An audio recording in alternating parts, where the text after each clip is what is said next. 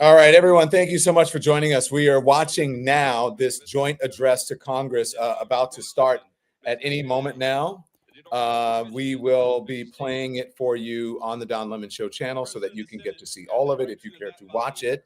I think it is important now, especially the moment that we're in when we have all these pulling back of federal money, the now tariffs on China, tariffs on Mexico, tariffs on Canada. We're at a very volatile point. Donald Trump defying federal judges. I tend to believe that we are in the middle right now. My assessment is that we are in the middle now of a dictatorship, or at least the start of a dictatorship. And so now the Speaker of the House, Mike Johnson, from my home state of Louisiana, is calling to order this joint session. And let me just tell you, like, the reason that this is not called the State of the Union is a very good reason, because quite frankly, it is not a State of the Union at this point. The president, usually it's a State of the Union when the president has had 1 year in office, something to really assess. So welcome to this special edition of the Don Lemon Show. Tonight, Donald Trump is going to make his first address to a joint session of Congress since his return to office. His speech, which is not an official State of the Union address, it comes just 6 weeks since his swearing in. Since the president has signed dozens of executive orders that have aimed to dramatically slash the federal workforce, to eliminate diversity and equity efforts in the government, and decrease illegal immigration. All topics that the president is likely to touch on his remarks as he asks Congress to fund his agenda. So they are now opening the doors, bringing in members of the administration, and then the president of the United States will follow. This is very much in line, as I said, as to what that would look a lot like a State of the Union.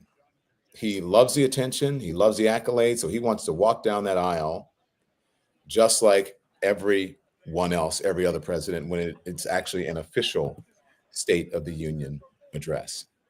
Since 1981, in recognition that the responsibility of reporting the State of the Union should belong to a president who has held office for at least 1 year, newly inaugurated presidents have not officially held a State of the Union message. This is unusual. This is sort of a makeshift State of the Union. I think it's to sort of galvanize the MAGA crowd and to, I think, show power and really to show that he is in charge of every lever of the government, the legislative branch, which that's where he's going to be joining them in the Congress now, in the well of the Congress. He's going to be joining them and basically ignoring the will of the Congress, Democrats, and even some Republicans in Congress and in the Senate as well, and just basically overruling them on everything. Not an official veto, but just the executive order, and just really ignoring them and ignoring federal judges. Okay? So that's why this is not an official State of the Union message. The president's speech comes as tensions have escalated with the United States' 3 largest trading partners. Today, the U.S. initiated new tariffs against China, against Canada, and Mexico, which resulted in these aggressive retaliatory tariffs. The budding trade war is expected to raise costs for consumers, sent markets plummeting on Tuesday. Could it cause a recession? Well, top economists say almost certainly yes. So they're making announcements of the folks who are coming in. Again, these are members of the president's cabinets, other dignitaries. You see the Supreme Court justices there. I think you see John Roberts joining Brett Kavanaugh, Sonia Sotomayor.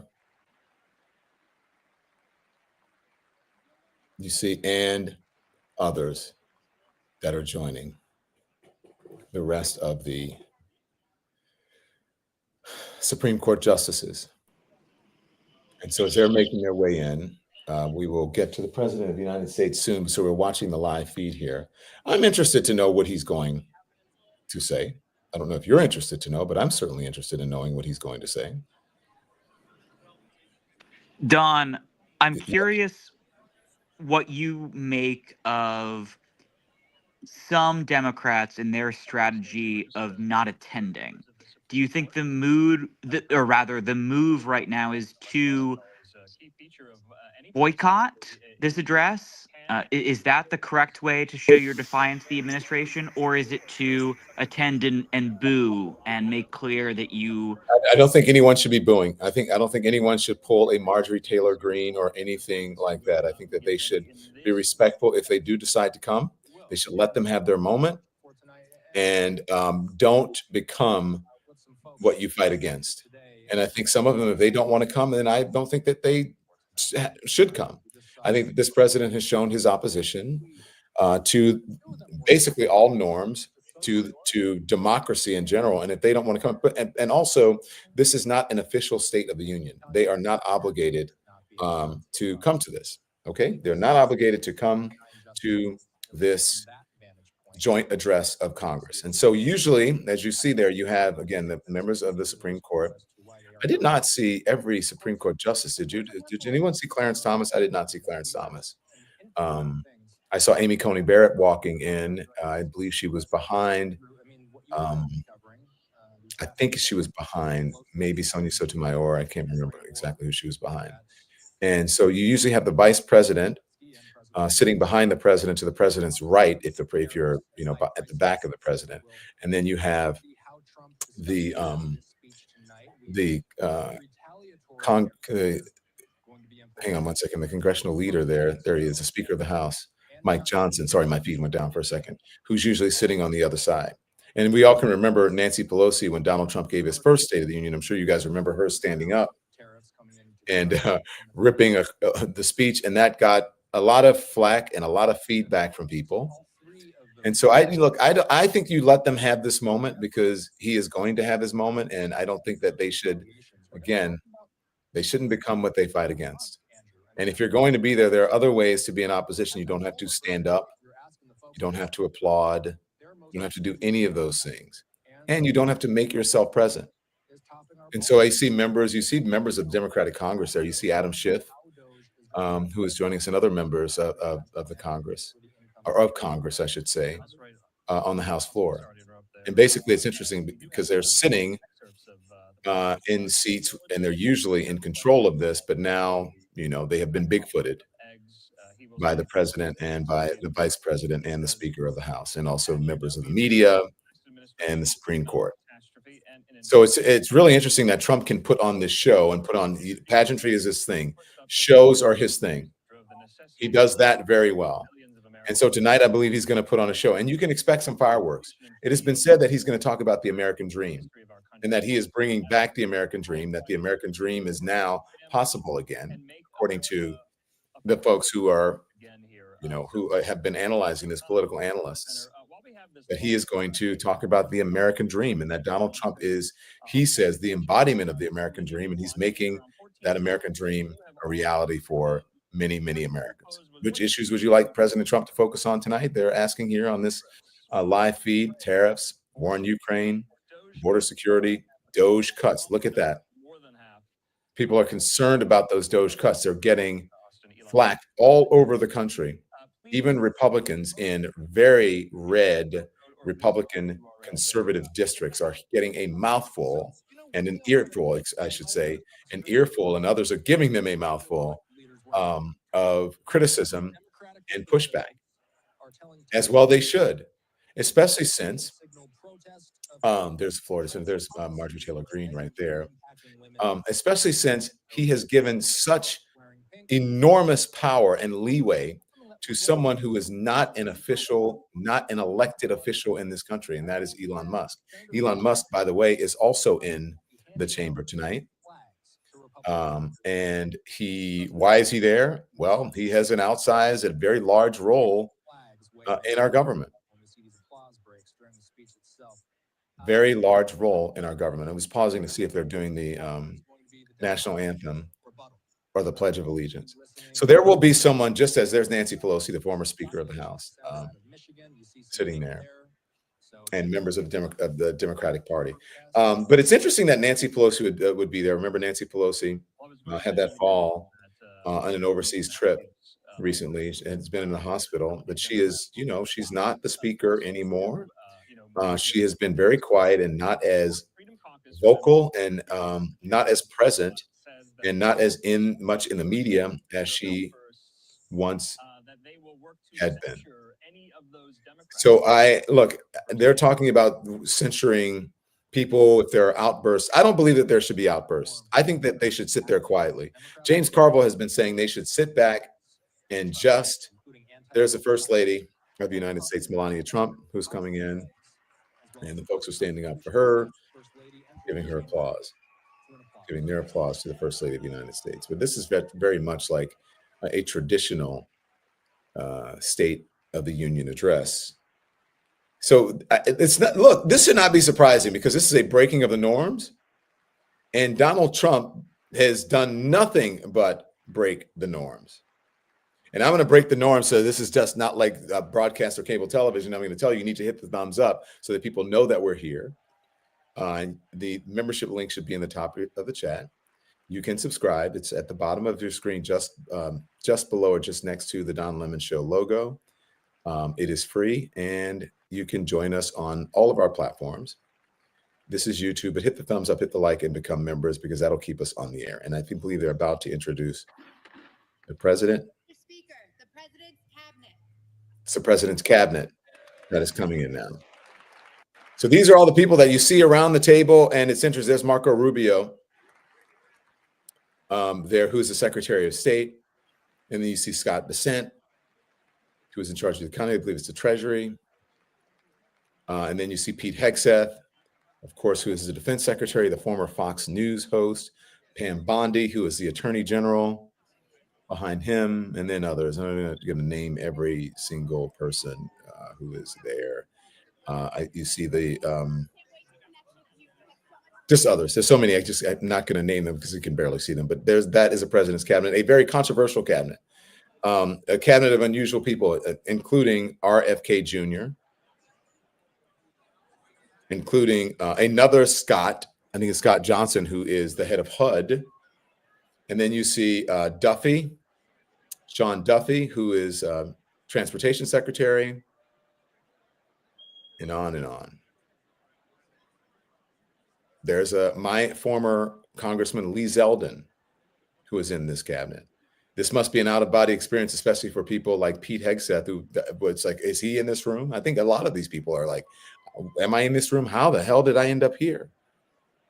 And many of these folks they can thank their position of getting the position that they're in to Donald Trump, because each of them owes him something. Each of them is beholden to him. Like Governor Kristi Noem, remember she ran for president and then she became the puppy killer. And then that pushed her out of any contention for any national elected office. And so this is the cabinet we can call them of misfits. The cabinet of misfit people, whatever you want to call.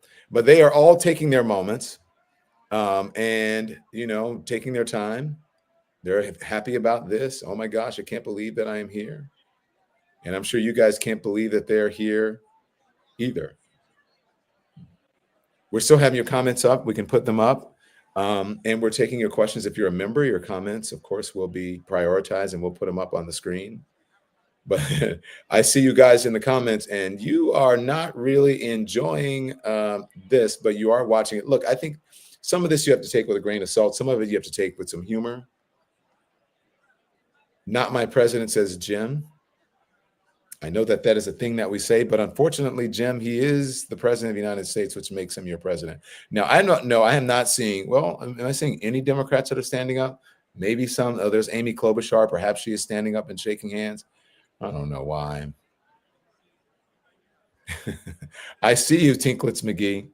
Tinkleitis McGee. Is Grindr going to crash there too? Probably tonight. Maybe so. The House of Misfits. And of course, J.D. Vance, of course, one of the biggest misfits of them all, once a never Trumper, and that is his wife right there. I think I just pronounced it Usha. That is his wife there of Indian American descent.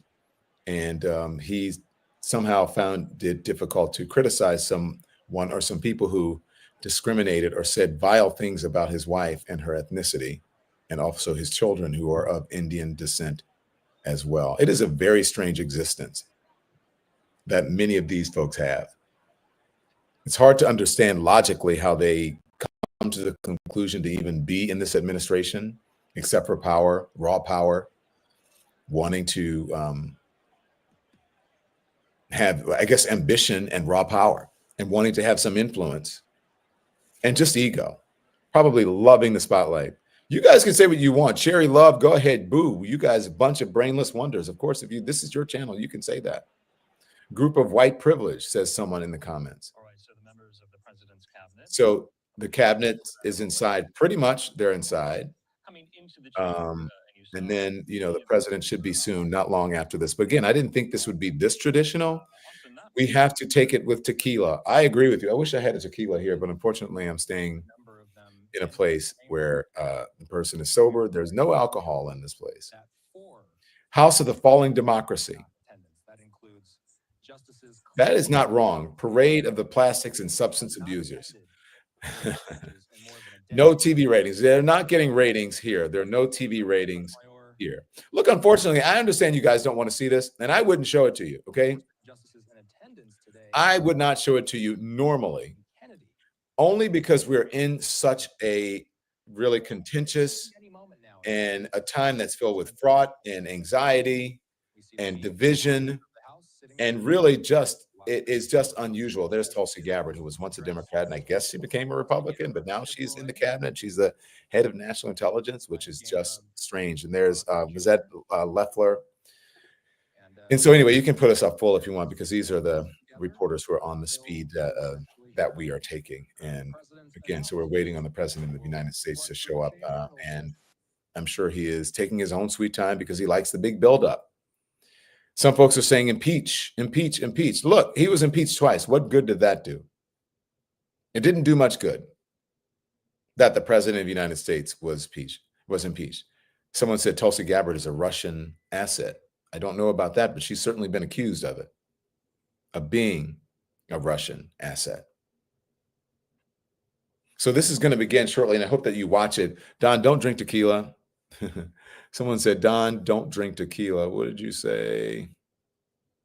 We have to show it. The people need to know how crazy. Yeah, I agree. You have to show it. The people need to know how crazy, just for now. And some folks are saying, hey, they want to see it. Why do you want to see it, Tidy Tots?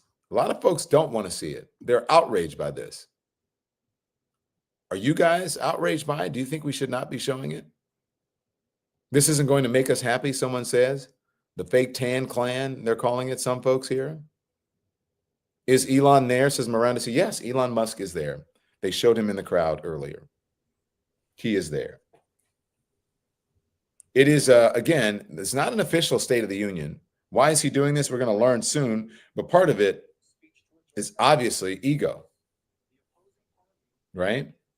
And so the Democrats right now, I guess they have figured out what they're going to do. I hope they've come up with a game plan, because far too many of these Democrats I see smiling and kikiing and grinning in the faces of the people who are really fighting against our democracy. I think a lot of these Democrats believe that we're still in normal times and that they can work with people across the aisle and that these people actually like them.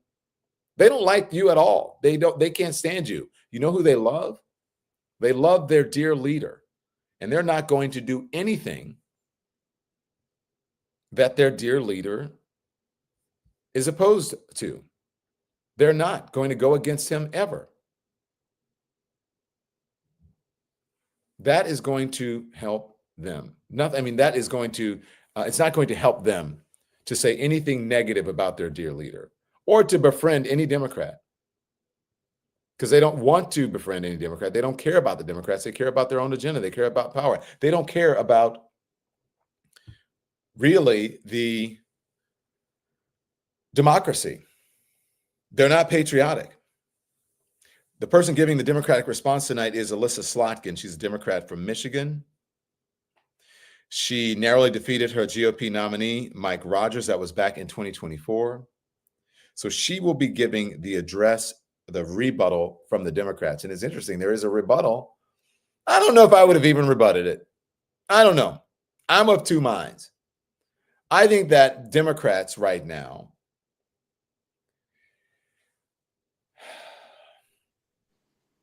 are flat-footed. They don't know what to do. They don't know how to respond. And my question is, where is the Democrats' version of Project 2025? Where's their version of that? What are they doing in order to fight the tyranny in our country right now? What are they doing to go up against a man who is fighting and pushing norms and just abusing his power? I believe this is a power abuse at this moment. Here's the president of the United States. Let's look. Andy, it's on the other. Speaker, the President of the United States.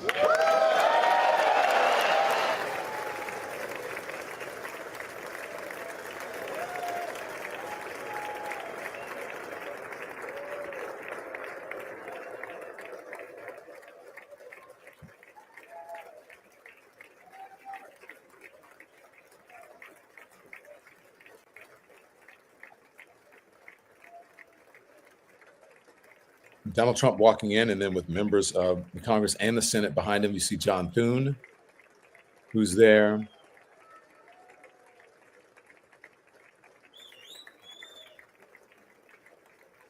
And other prominent members of the Senate. You see Senator Tim Scott in the background there. Don, before we endure this travesty, I thought you'd want to know that we just reached 600,000 subscribers.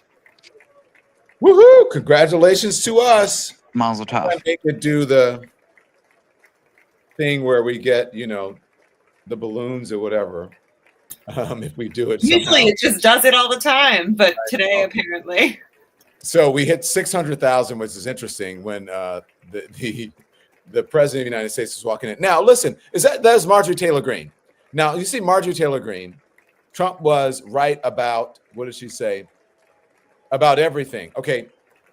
Now, they have been asking people about wearing suits and what's appropriate to wear. Is it appropriate to really do this on the House floor, in the chamber, to wear a baseball cap? Is it appropriate to greet? Oh, my gosh. No, it is not. It's not appropriate. And there is Nancy Mace. Gosh. What a piece of work she is. What a piece of work she is. Is that Steve Scalise? He's lost a lot of weight. It looks like, yeah, that is Louisiana Senator Steve Scalise. Lost a ton of weight. I wouldn't recognize him. I wonder how many of these folks are like on the semaglutide, meaning the Ozempic, Mounjaro, and all that. No shade, but I mean, it's good because it helps folks lose weight. It gets rid of their back problems and all the heart conditions and all that. Look at Chuck Schumer in the background. Chuck Schumer does not appear to be had Dick Durbin of Illinois behind him, just staring. And I'm sure they're like wondering, Sean Duffy, what the hell is Sean Duffy doing here? Oh, they're all clapping, happy for the dear leader. Happy for the dear leader. There's so much to be said about all of this cabinet of misfit toys and a lot of cabinet of misfit boys, overwhelmingly men, white men. I think there's one black man, with Scott Turner, I should say. His name is Scott Turner, not Scott Johnson. Scott Turner is housing and urban development. Yeah. What a sight to behold. This is if there's any indication of this, that elections have consequences. So there you go. And look, thinking back to 2020, the election of Joe Biden, and then the insurrection after that, and all the charges against Donald Trump, the credible charges, and then he ended up being convicted and also being found liable of sexual abuse in a civil court. I think anyone would have guessed or thought that he would be in this position as they are chanting USA. Kind of tough for folks to chant that when you consider what's happening in the USA now. And the economy is about to tank. The stock market has already tanked today. And there is Donald Trump. He's loving the applause and the accolade. So when he starts to speak, I'm going to let you listen. And I'm going to go away so that you can hear it. But I'll be right here, not going far. I'll be watching with you and taking notes. So there it is. Man, it's packed, right? How do you guys feel about this? I'm rooting for his high bad cholesterol. Look, guys, thank you. I'm glad you. Look, I don't hate showing you this, but again, I think it's important because I want to know where we are in this country. FDT now and forever. I know what you mean by this. A treasonous snake and coward. Nikki B, thank you. But here is Donald Trump. So have fun. Listen in. I'll see you on the other side.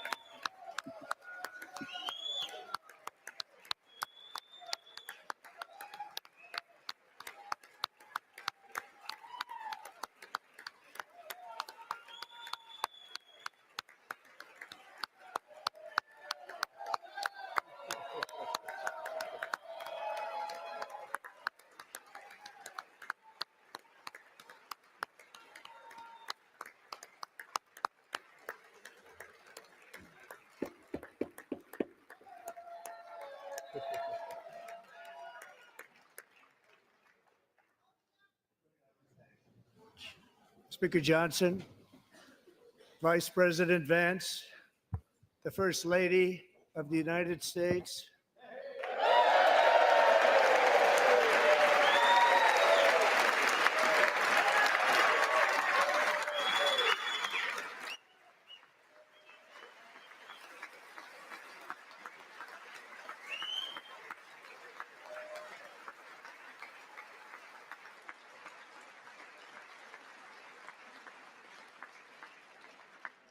'members of the United States Congress, thank you very much. And to my fellow citizens, America is back.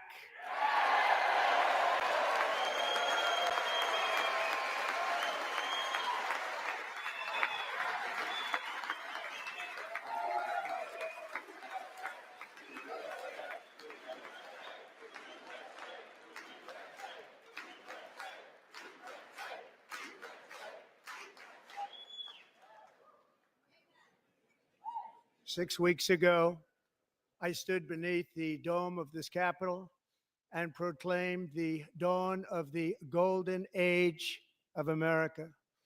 From that moment on, it has been nothing but swift and unrelenting action to usher in the greatest and most successful era in the history of our country. We have accomplished more in 43 days than most administrations accomplished in 4 years or 8 years, and we are just getting started.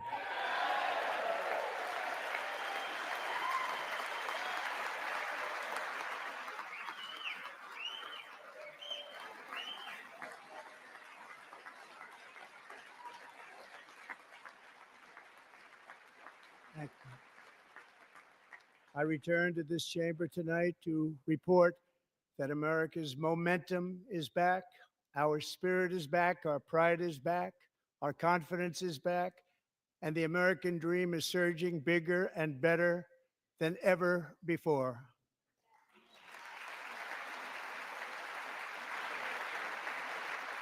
The American dream is unstoppable, and our country is on the verge of a comeback, the likes of which the world has never witnessed and perhaps will never witness again. There's never been anything like it. The presidential election of November 5th was a mandate like has not been seen in many decades. We won all 7 swing states, giving us an electoral college victory of 312 votes.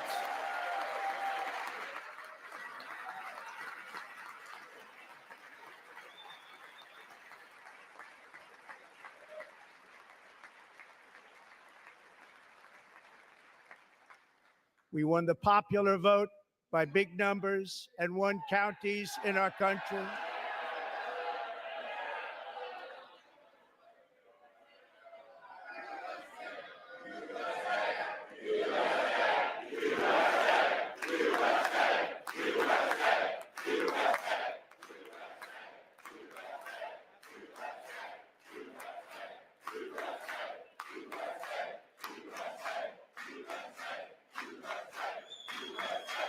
and won counties in our country, 2,700 to 525, on a map that reads almost completely red for Republican.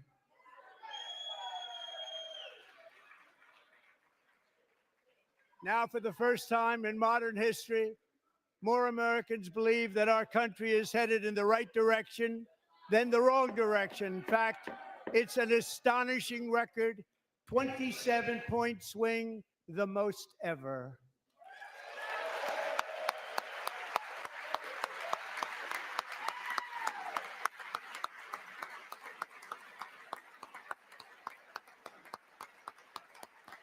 Likewise, small business optimism saw its single largest one-month gain ever recorded. Mr. President. A 41-point jump.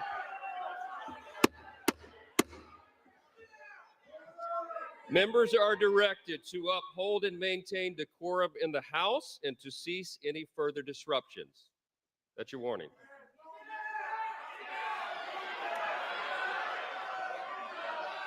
Members are engaging in willful and continuing breach of decorum, and the chair is prepared to direct the Sergeant at Arms to restore order to the joint session.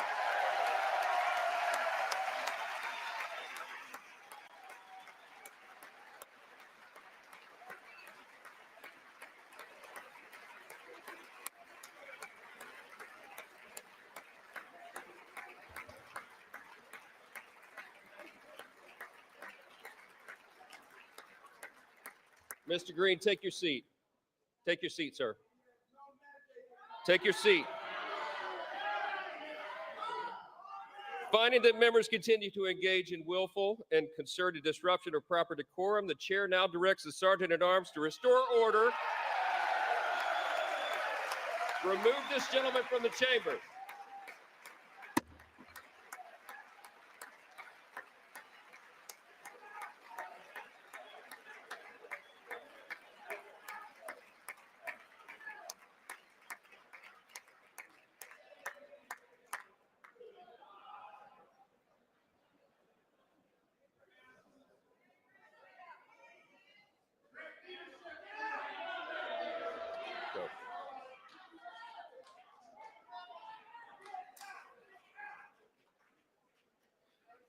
Members are directed to uphold and maintain decorum in the House. Mr. President, you continue. Thank you. Over the past 6 weeks, I have signed nearly 100 executive orders and taken more than 400 executive actions, a record, to restore common sense, safety, optimism, and wealth all across our wonderful land. The people elected me to do the job, and I'm doing it.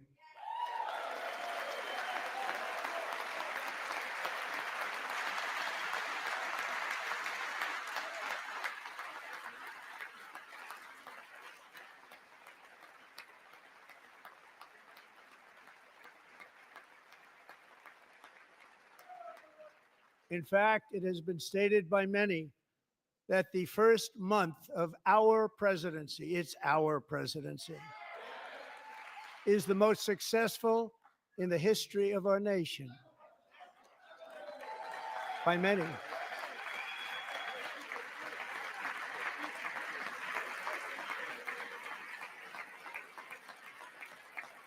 And what makes it even more impressive is that, do you know who number 2 is?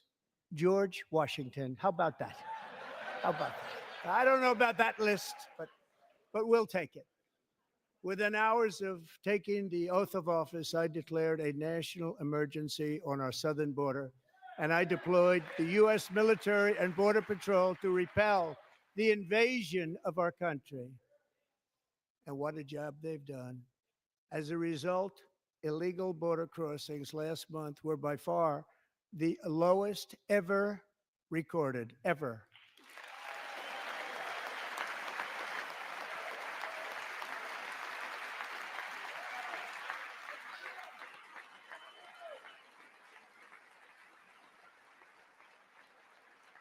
They heard my words and they chose not to come. Much easier that way. In comparison, under Joe Biden, the worst president in American history. There were hundreds of thousands of illegal crossings a month, and virtually all of them, including murderers, drug dealers, gang members, and people from mental institutions and insane asylums, were released into our country. Who would want to do that? This is my fifth such speech to Congress. And once again, I look at the Democrats in front of me, and I realize there is absolutely nothing I can say to make them happy or to make them stand or smile or applaud. Nothing I can do. I could find a cure to the most devastating disease, a disease that would wipe out entire nations, or announce the answers to the greatest economy in history, or the stoppage of crime to the lowest levels ever recorded. And these people sitting right here will not clap, will not stand, and certainly will not cheer for these astronomical achievements. They won't do it, no matter what. Five times I've been up here. It's very sad, and it just shouldn't be this way.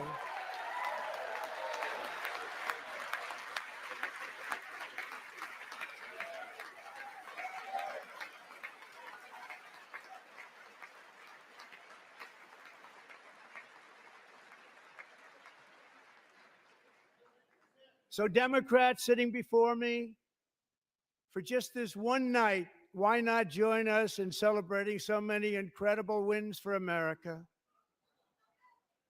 For the good of our nation, let's work together and let's truly make America great again.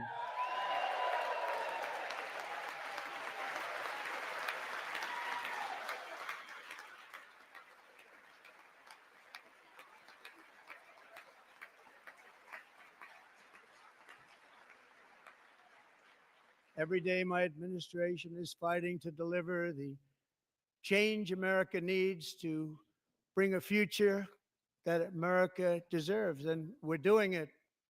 This is a time for big dreams and bold action. Upon taking office, I imposed an immediate freeze on all federal hiring, a freeze on all new federal regulations, and a freeze on all foreign aid.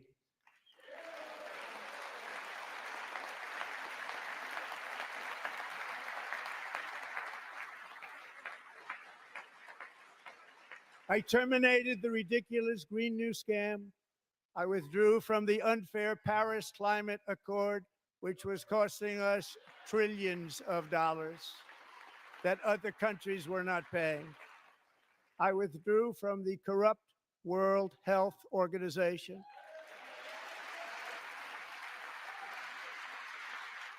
And I also withdrew from the anti-American UN Human Rights Council.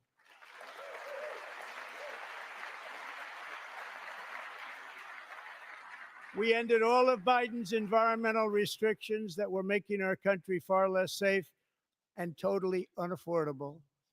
And importantly, we ended the last administration's insane electric vehicle mandate, saving our auto workers and companies from economic destruction.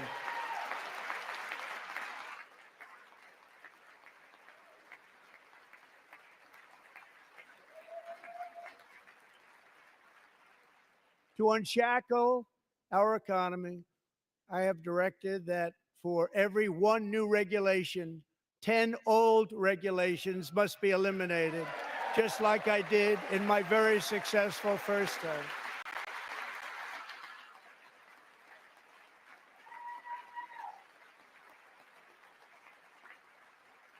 And in that first term, we set records on ending unnecessary rules and regulations like no other president had done before.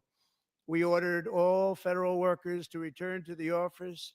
They will either show up for work in person or be removed from their job. Okay, this is a big brag fest, and not a lot of it rooted in reality or humanity. He's happy about withdrawing from the Paris Climate Accords, World Health Organization, and the UN Human Rights Council. That's something to celebrate? How did that work out? That's crazy. Not too good. Not too good. Now he is bragging about eliminating federal workers and firing people. Look at this person at the bottom. Like, it's like I feel like they're at a ball game. And I have stopped all And- government censorship and brought back free speech in America. It's back. Free speech in America, he says, is brought back, yet he's kicking people out of the White House press corps and trying and kicking the AP out, Associated Press, and that's free speech. I signed an order making English the official language of the United States of America. That's a distraction. Not anything to be applauded. People should learn different languages. Yes, English is the official language. He's doing something that's already done. Mexico, the Gulf of America. That's the dumbest shit I ever heard. The Gulf of America. Really? A distraction. Ignore it. And likewise, I renamed for a great president, William McKinley, Mount McKinley again. Beautiful Alaska. I love Alaska. We've ended the tyranny of so-called diversity, equity, and inclusion policies all across the entire federal government and indeed the private sector and our military. Producers, can you hear me? I'm changing so that. And our country will We got go you. no longer.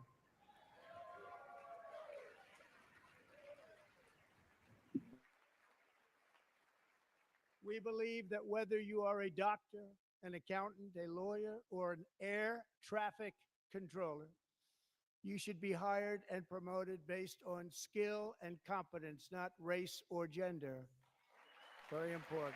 Oh, like all of those that he fired.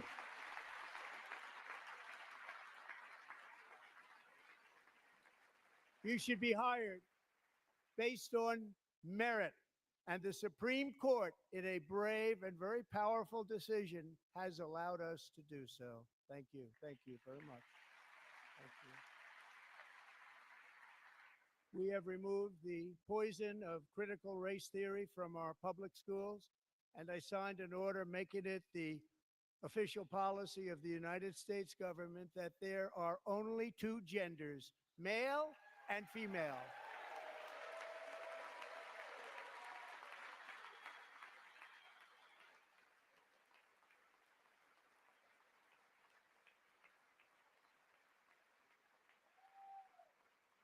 I also signed an executive order to ban men from playing in women's sports.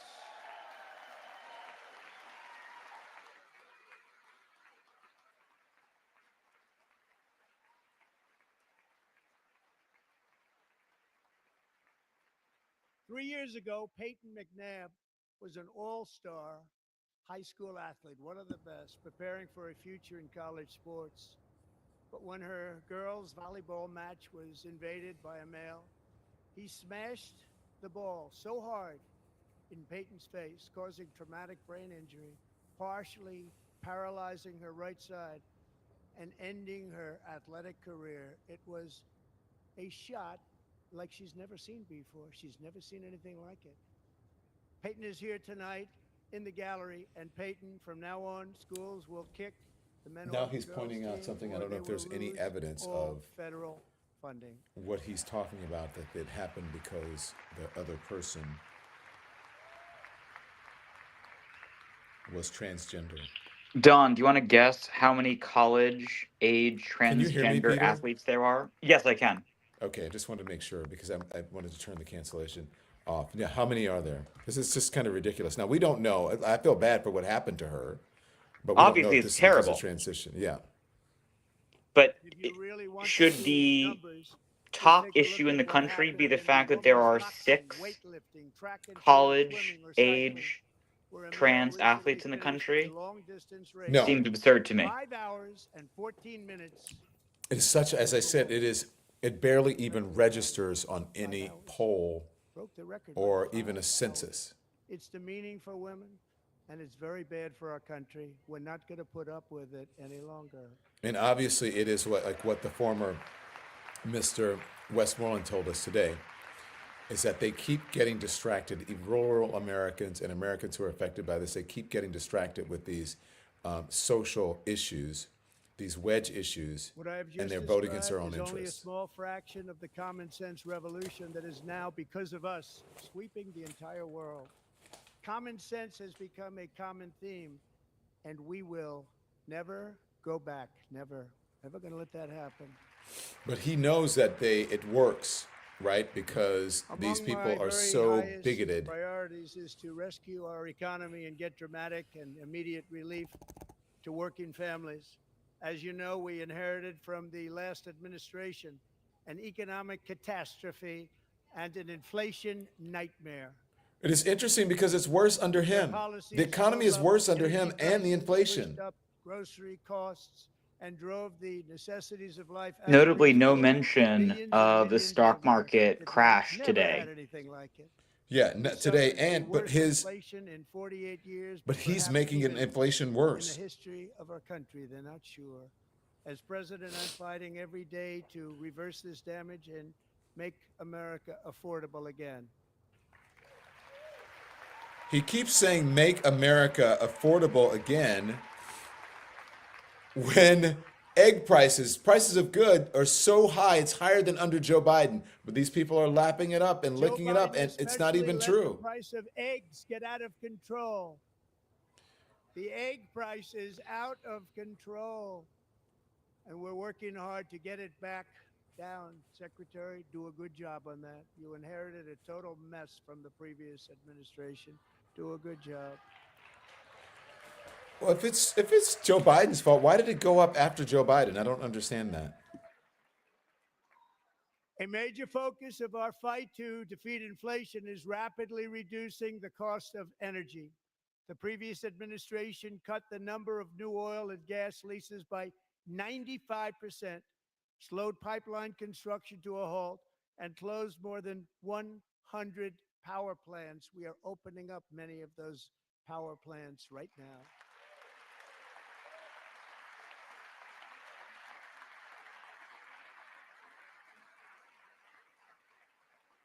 And frankly, we have never seen anything like it. That's why on my first day in office, I declared a national energy emergency. As you've heard me say many times, we have more liquid gold under our feet than any nation on earth, and by far. And now I fully authorize the most talented team ever assembled to go and get it. It's called Drill, Baby, Drill.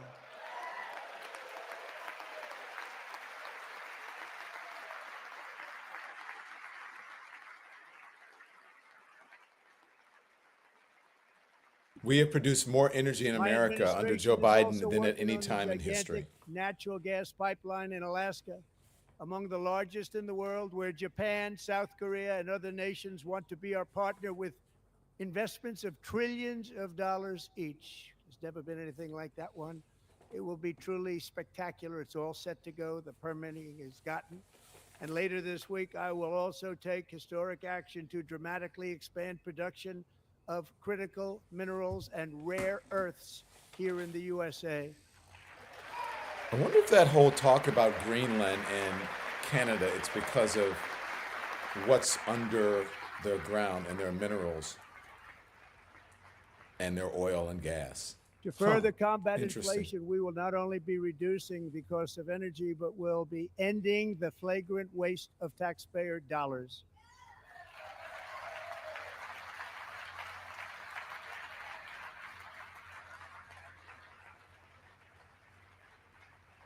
And to that end, I have created the brand new Department of Government Efficiency, GOGE. Perhaps you've heard of it. Perhaps. Their constituents certainly have. Yeah, their constituents around the country. Which There's is Elon headed Musk. by This is why he's Elon in the Musk, chamber. who is in the gallery tonight.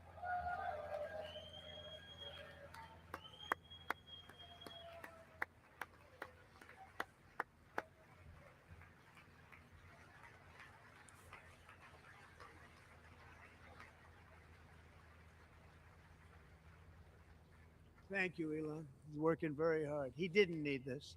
He didn't need this. Thank you very much. We appreciate it. Everybody here, even this side, appreciates it, I believe. They just don't want to admit that. Just listen to some of the appalling waste we have already identified. $22 billion from HHS to provide free housing and cars for illegal aliens. $45 million for diversity, equity, and inclusion scholarships in Burma. $40 million to improve the social and economic inclusion of sedentary migrants. Nobody knows what that is. Well, here's the thing. Has anyone seen any proof or any evidence of these numbers? LGBTQI+ in the African nation of Lesotho, which nobody has ever heard of. $60 million for indigenous peoples and Afro-Colombian empowerment in Central America. $60 million. $8 million for making mice transgender. Is he going to talk about the condoms they messed up or the This is real. nuclear $32 folks that they million had to for bring back, left-wing propaganda or the bird operation flu in people? Moldova. $10 million for male circumcision in Mozambique. $20 million for the Arab Sesame Street in the Middle East. It's a program. $20 million for a program. $1.9 billion to recently created Decarbonization of Homes Committee, headed up, and we know she's involved. Just at the last moment, the money was passed over by a woman named Stacey Abrams. Have you ever heard of her? A $3.5 million consulting contract for lavish fish monitoring.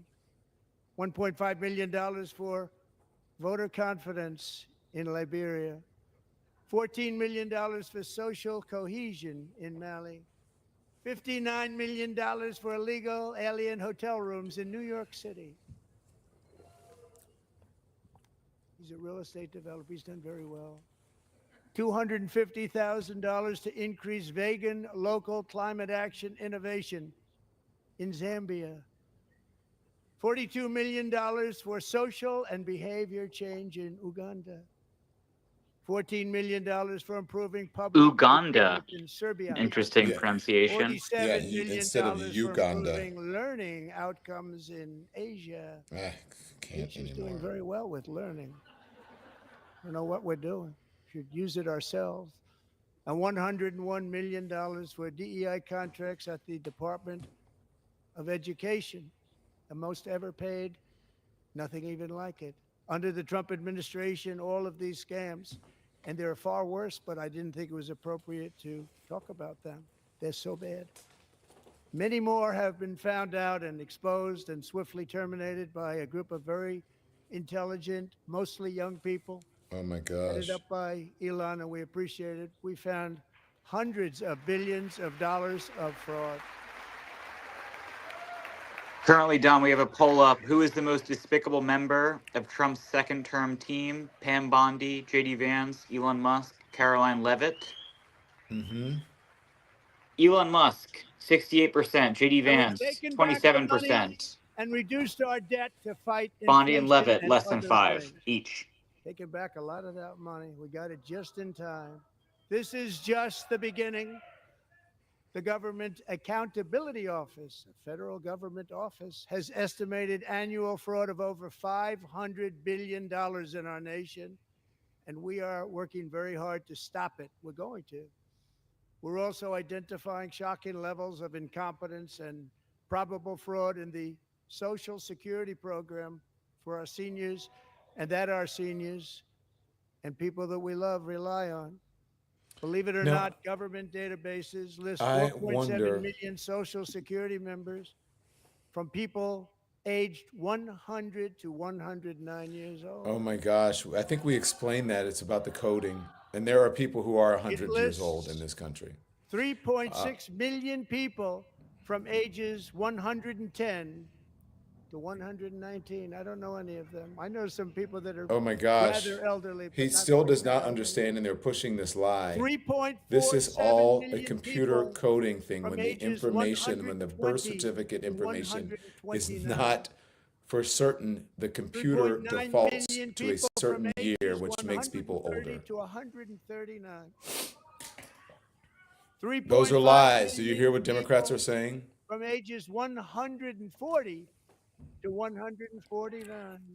And money None of this is being true. paid, many of them. And None we're of this is true. searching right now. In fact, Pam, good luck. Good luck. You're going to find it. But a lot of money is paid out to people because it just keeps getting paid and nobody does. And it really hurts. Social I am sure Security. that they have found 1.2 million some people from ages waste that is 150 to unintentional. 159 and over.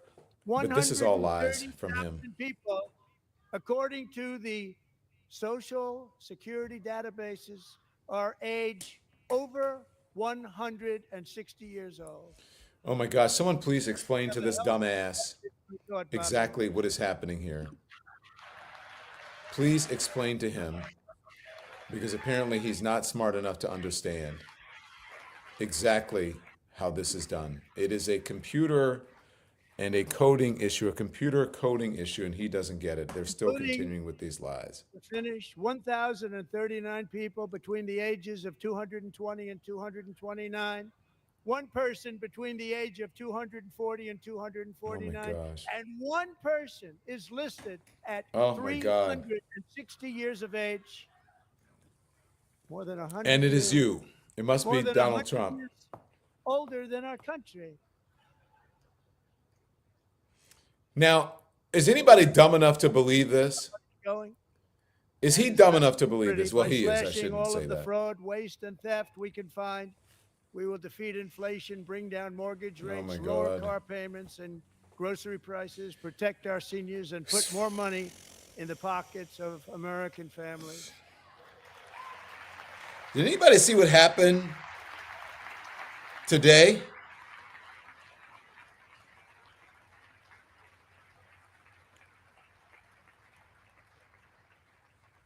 And today, interest rates took a beautiful drop, big, beautiful drop. It's about time. And in the near future, They did it to correct do your what has not been bullshit. done in 24 years. Balance the federal budget. We're going to balance it. Well, Bill Clinton did that. That'd be quite a feat if a Republican can actually do it, because they've never been able to do it before. Without giant tax cuts With- for rich people. Exactly. And Bill Clinton did it without giant tax cuts for rich people. He mentions all of this stuff With about that millions. goal He's in talking mind, about we have millions and millions developed of in great dollars. detail And what he we are said calling billions of the dollars, but Gold remember, Card, which Oh, goes God, here we on go. sale very, very soon. oh my For God. $5 million, we will allow the most successful job-creating people from all over the world to buy a path to U.S. citizenship. It's like the green card, but better and more sophisticated. And these people will have to pay tax in our country. They won't have to pay tax from where they came. The money that they've made, you wouldn't want to do that, but they have to pay tax, create jobs. They'll also be taking people out of colleges and paying for them so that we can keep them in our country instead of having them being forced out. Number one, at the top school, as an example, being forced out and not being allowed to stay and create tremendous numbers of jobs and great success for Okay, a here's the company thing. out They there. keep So talking while about we take out the criminals, killers, merit- traffickers, and child predators, merit-based society. we're What he's allowed to basically enter saying our here country under the open is that you can buy your way into the country People, the Democrats, if you have the Biden enough money. Do you guys hear this? the open border, insane policies that you've allowed to destroy our country. We will Gold now card bring in for brilliant, $5 million hardworking, so the most successful job-creating people could people. buy a They're gonna path pay a to lot of citizenship. money, and we're gonna reduce He our is debt with giving that the money. plot away. You can buy a lot with that money. You can buy your way into the United States if you have enough money. Not merit-based. Not if you come here and you do what you're supposed to do. America, They're always talking about skipping the line. given This us a this mandate puts for people bold and profound in the front. You can change. skip the line if you have Nearly enough money. 100 years, the federal This is bureaucracy outrageous. has grown until it has crushed our They don't freedom even with see balloon their and own deficits hypocrisy. and Oh my held God, back I can't take America's this. potential in every possible way. Am I annoying you Nation guys? I'm founded sorry. by I can't take this. pioneers and risk takers now drowns under millions and millions of pages of Oh my God. regulations and debt. Approvals that should take 10 days to get instead take 10 years, 15 years, and even 20 years before you're rejected. Meanwhile, we have hundreds of thousands of federal workers who have not been showing up to work. My administration will reclaim power from this unaccountable bureaucracy, and we will restore true democracy to America again.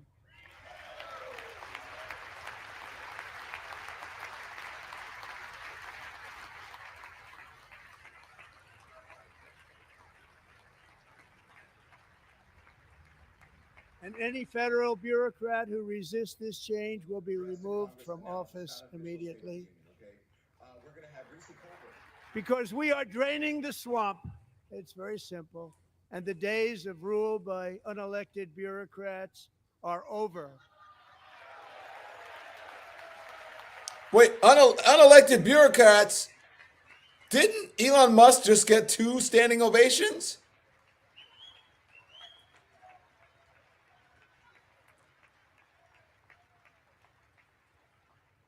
And the next phase of our plan to deliver the greatest economy in history is for this Congress to pass tax cuts for everybody. They're in there, they're waiting for you to vote.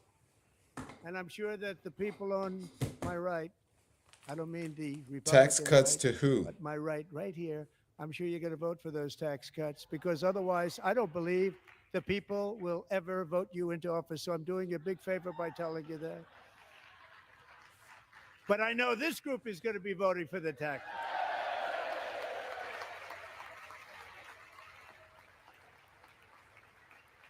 Should anybody be cheering for voting for taxes for rich people? For cutting the taxes of rich people? Are you kidding me? These people are outrageous. We had tremendous success in our first term with it. A very big part of our plan. We're seeking permanent income The first tax cuts time all across the board. And to permanent get income urgent tax and needed cuts relief to for the Americans, and richest especially people hard by in the world. inflation. I'm calling for no tax on tips, no tax on overtime, and no tax on Social Security benefits for our great seniors.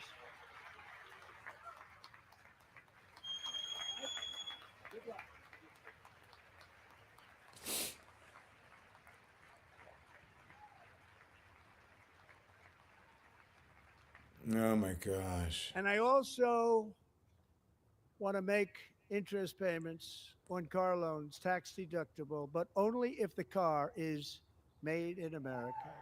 Oh my God.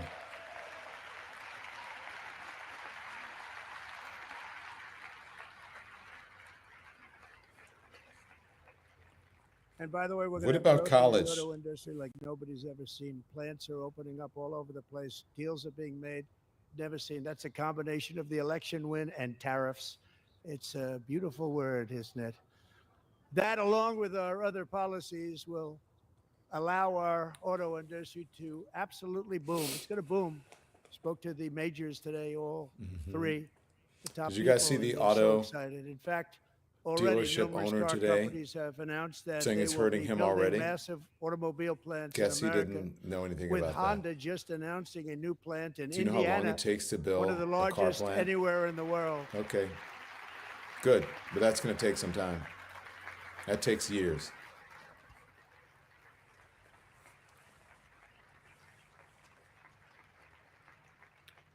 And this has taken place since our great victory on November 5th. These folks are standing up and sitting down more than when I go to a Catholic mass.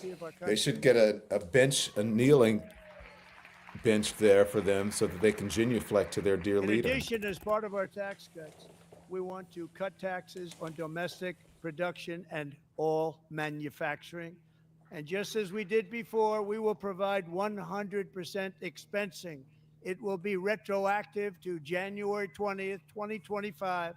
And it was one of the main reasons why our tax cuts were so successful in our first term, giving us the most successful economy in the history of our country, first term.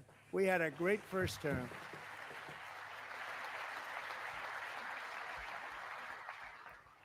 If you don't make your I'm going to product start in putting up America, some of your however, comments so under you the can. Trump administration, you will I'm going to pay a start putting tariff, them up. and in some cases, a rather large one. Other countries have used tariffs against us for decades, and now it's our turn to start using them against those other countries. On average, the European Union, China, Brazil, India, Mexico, I and Canada. have Have you heard not of seen the them? chat move this And fast. I countless can't even other keep up with nations it. charge us Producers, are you having trouble tremendously keeping up with the higher chats? tariffs than we charge them. Yeah, it's going really They don't fast. care. Yeah, so you India guys make sure you hit the charges thumbs us up, auto okay? tariffs higher than Make sure you hit the thumbs up. And look, 100%. we, of course, China's average live, tariff we on will our take products memberships. is Thank you, twice Alexandra what Young, we for your support. charge We'll take them. memberships. And South Korea's average Today, tariff is 4 times higher. Membership Think link of is at the that, top of 4 the chat. times Thank you, higher. Wendy. Honest And we give opinions. I so much appreciate help it. militarily. He just and admitted so many Elon other is ways to overdosed. He South said it. I Korea, hope the but that's courts are what listening. happens. Very This is smart, very happening by perceptive of you, friend Wendy. and foe. Honest opinions. This system is not fair to said the to United lead States Doge. and never was. And I'm so losing on brain April cells, 2nd, says hi. I'm with you. I wanted to make it April 1st, but I didn't want to be accused of April Fool's Day. That's not, just one day was cost us a lot of money. But we're going to do it in April. I'm a very superstitious person. April 2nd, reciprocal tariffs kick in. And whatever they tariff us, other countries, we will tariff them. That's reciprocal, back and forth. Whatever they tax us, we will tax them. That's notable, Don. If they That do Yeah. directly non-monetary contradicts tariffs what Howard Lutnick suggested to later keep this us out of their afternoon. market, then we will do Trump is non-monetary seemingly, barriers according to that, to not keep them out walking of the our tariffs market. back. There's a lot of that too. They don't even Well, allow us in reciprocal their tariffs, market. and how high do you We will go? take in trillions If and you want to trillions of cause dollars and create a jobs supply like we have chain never seen issue, you before. want to cause inflation, you I want to did it with cause just China, and I did it with others, just a and the Biden administration couldn't do anything stoppage about it because of there was so much money. they couldn't do American or anything just about it. goods in this country. We have been Just ripped keep off adding for tariffs decades in by nearly on every top of country people. on earth. Because And we the will European countries and everybody not else, they'll let just that go around us happen and they'll just any stop doing longer. business with us. It's ridiculous.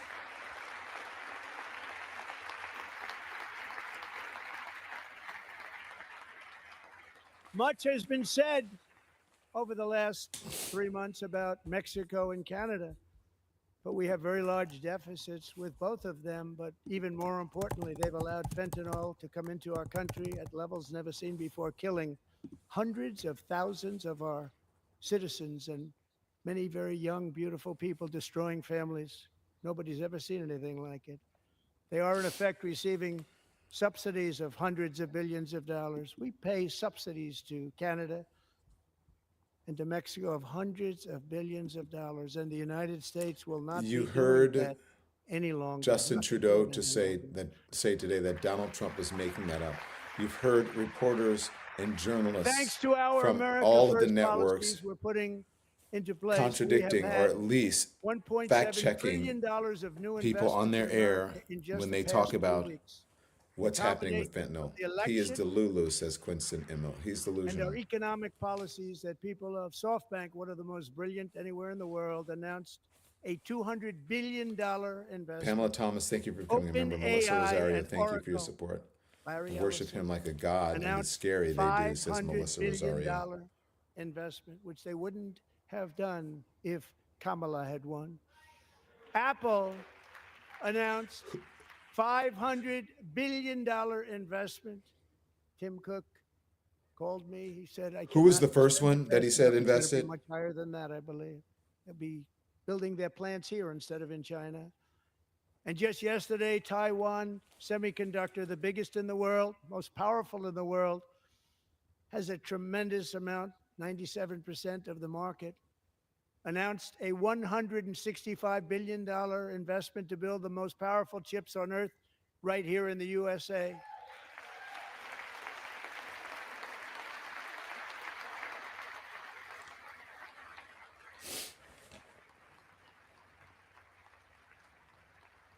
And we're not giving them any money. Your CHIPS Act is a horrible, horrible thing. We give hundreds of billions of dollars, and it doesn't mean a thing. They take our money and they don't spend it.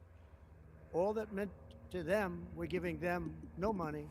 All that was important to them was they didn't want to pay the tariffs, so they came and they're building, and many other companies are coming. We don't have to give them money.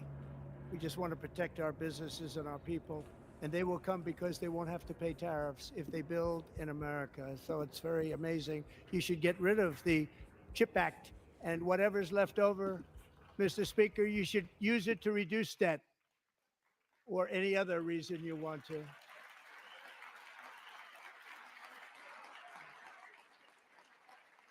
I think anything that the Democrats did, he just wants to undo. That's it. You guys know what's up, right, Mo Wash? Thank you. Allies gone. I appreciate will it. also be great for the American farmer. I love the farmer. Have you heard the farmers who have will been now be talking selling to the media and us? Into our They home hate market, him. USA, They hate what because he's nobody doing. is going to be able to This is a compete lie. with you.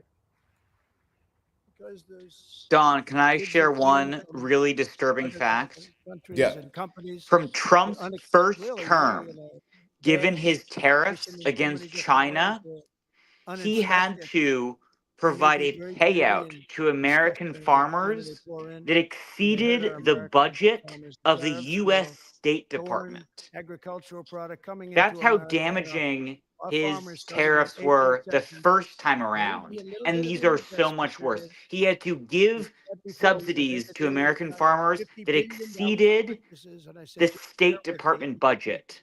They And did. these are so You much have worse. to That's bear how with me. unbelievably And this crazy will be better. That was great. his current The problem with situation it was is. that Biden didn't enforce it. He didn't enforce it. $50 billion of purchases. And we were Sorry, doing I great. lost you Biden guys. did My not computer went blank enforce for a it, minute. and it hurt our Yeah, well, farmers. people Our romanticize the farmers are gonna past. have a They don't field day remember right his now. first So to our farmers, presidency. have a lot of fun. They don't I remember the love you. first administration and I how love you terrible it too. was. It's all going to happen.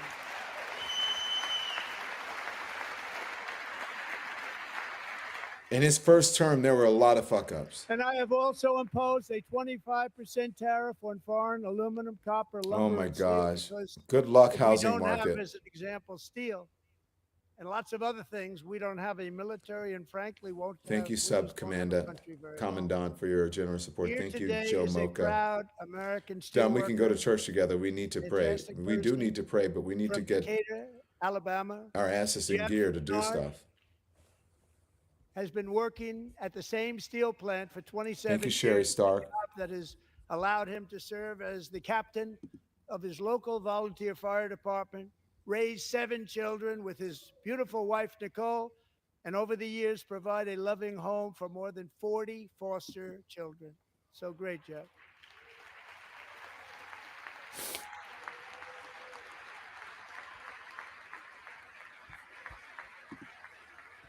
Thank you, Jeff. Thank you, Jeff.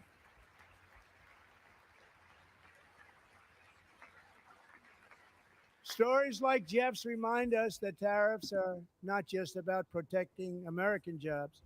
They're about protecting the soul of our country. Tariffs are about making America rich again and making America Oh my great again. And gosh. it's happening, and it will happen rather quickly. There'll be a little disturbance, but we're okay with that. It won't be much. No, you're not. Oh. And look where Biden took us. Very low, the lowest we've ever been. Jeff, I want to thank you very much.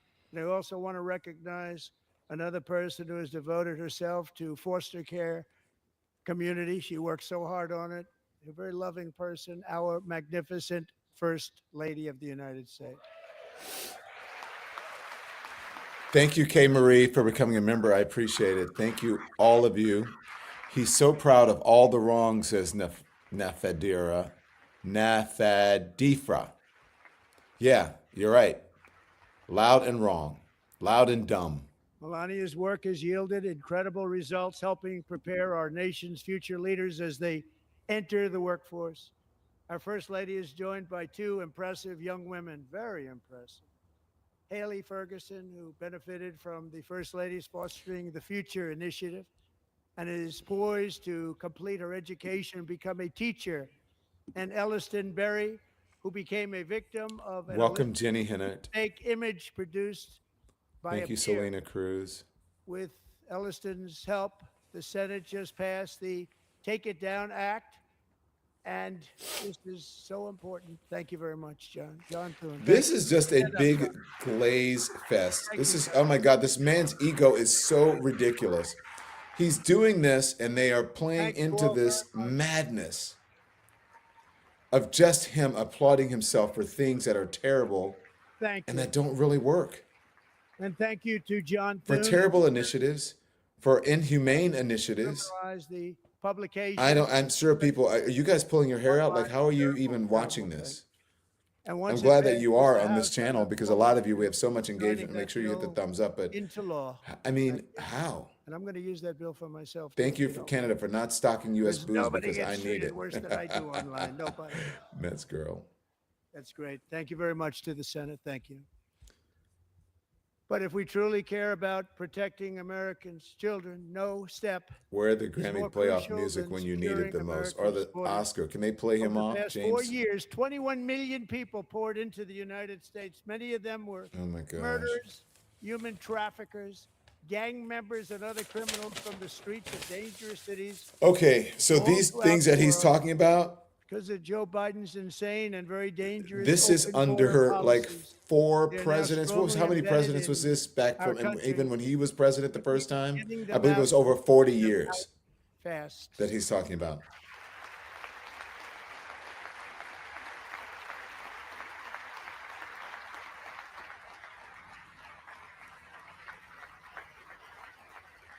And I want to thank Tom Homan. And Christy, I want to thank you and Paul of Border Patrol. I want to thank you. What a job they've all done. Everybody, Border Patrol, ICE, law enforcement in general is incredible. We have to take care of our law enforcement. Have to. What happened with that on January 6th? I can't wait to ask Michael Fanone about that in just a few minutes. A brilliant 22-year-old nursing student named Laken Riley, the best in her class. Here it goes. They're using this poor person. Went out for a jog on the campus of the University of Georgia. That morning, Laken was viciously attacked, assaulted, beaten, brutalized, and horrifically murdered. Laken was stolen from us by a savage illegal alien gang member who was arrested while trespassing across Biden's open southern border and then set loose into the United States under the heartless policies of that failed administration. It was indeed a failed administration. He had then been arrested and released in a Democrat-run sanctuary city, a disaster, before ending the life of this beautiful young angel. With us this evening are Laken's beloved mother, Allison, and her sister, Lauren.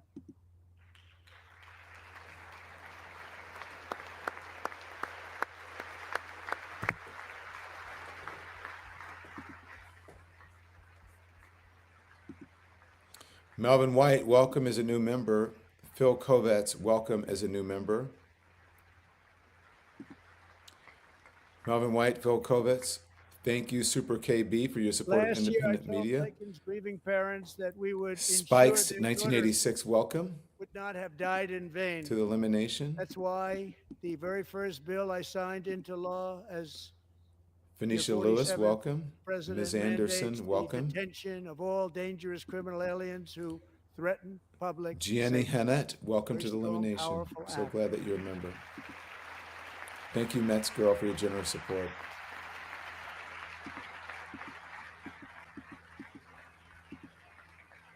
Thank you, Super KB. Thank you, Spike 1986. It's called the Laken Riley Act.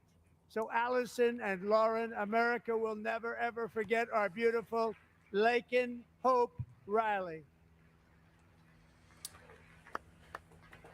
Shim Swin says, Don, this is making me sleepy. I'm still worried about my Social Security disability insurance benefits. Leave my check alone. I became disabled due to long COVID. This wasn't my fault. Thank you for that comment. Thank you for your support. Big Tech Life, welcome to the elimination. We appreciate it. Since Deanna taking Griffin, office, thank my you. administration has launched the most sweeping border and immigration crackdown in American history. and we quickly Aisha achieved R., the lowest thank you for becoming a numbers member. of Welcome to the illegal elimination. border crossers ever recorded. Thank you.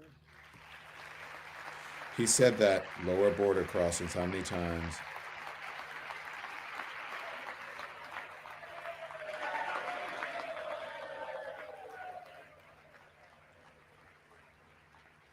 Andy, is there any way to make The media the and our audio a friends little in the louder, the Democrat volume? Party kept saying we needed new the event? Thank you. legislation. We must have legislation to secure the border. Don, just to let But you it know, turned we out have that all we really needed some of our guests was are a new beginning to president. filter in. Whenever you want to pull them on, they are available to you. Got it. Thank you. Oh my gosh. Why is this chat moving so quickly? I can't even put our new members up. This is crazy. You guys are so engaged. Are you engaged because you're outraged? Are you engaged because you're happy to Thank you. hear from Donald Trump? Joe Biden didn't just open our borders, he flew illegal aliens over them to overwhelm our schools, hospitals, and communities throughout the country. Entire towns like Aurora, Colorado. He and really has it in for Springfield, Joe Ohio, Biden. He buckled can't really take. under the weight of the migrant occupation and corruption like nobody's ever seen before. Can't stand it. Beautiful they're saying. towns destroyed. Now, just as I promised in my inaugural address, we are achieving the great liberation of America.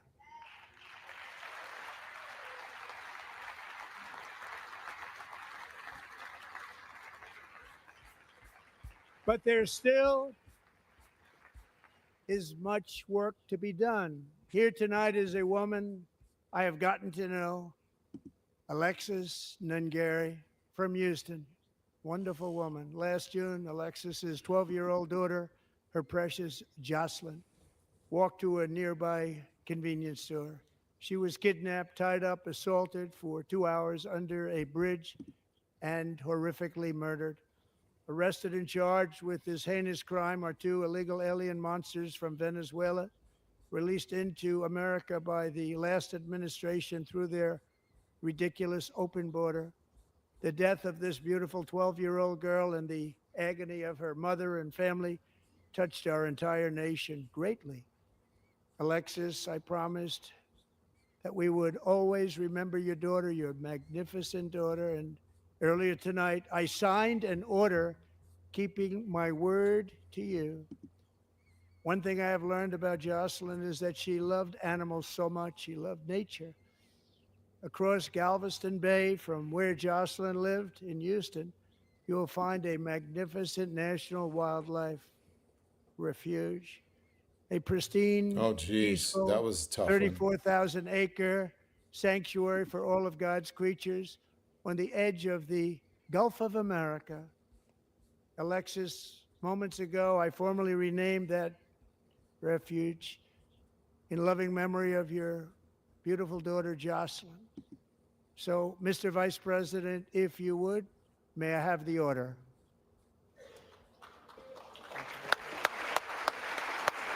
What is the point of all of this? Can anybody please tell me? It's cosplay, Don. This is just It's cosplay, utter- but Peter, I gotta say, this is what they're good at, right? Donald Trump is good at. He loves showing these executive orders around. No, But I agree. This is And what they're good at. This has been my soapbox for a while now. As much And as this is I what the think Democrats are not good at, right? exactly.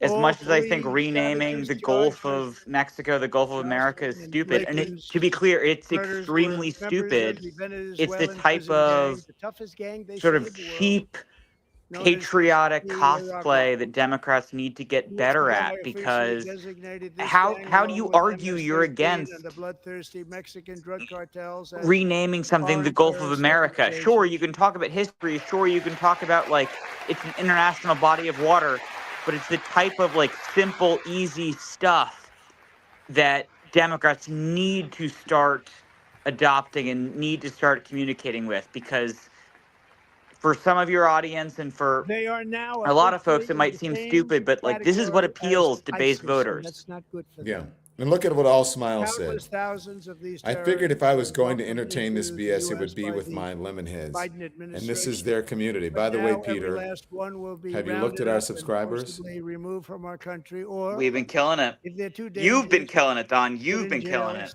standing trial We in this are country, telling the 'cause truth we here. don't want them to come back ever. I want to hear what With he's us talking this about. Stand evening by. is a warrior on the front lines of that battle, Border Patrol Agent Roberto Ortiz. Great guy. So I think now this is like an award show, like they're handing out awards at an award show. I think, Peter, this is what I mean. This is, people eat this up. Oh, look how he's honoring these people, right? He's giving them an award and pointing them out. Wow, it's pageantry. In January, Roberto and another agent were patrolling by the Rio Grande near an area known as Cartel Island. Doesn't sound too nice to me. When heavily armed gunmen started shooting at them, Roberto saw that his partner was totally exposed, at great danger, and he leapt into action, returning fire and providing crucial seconds for his fellow agent to seek safety, just barely. I have some of the prints of that event, and it was not good. Agent Ortiz, we salute you for your great courage and for your line of fire that you took and for the bravery that you showed. We honor you, and we will always honor you. Thank you, Roberto, very much.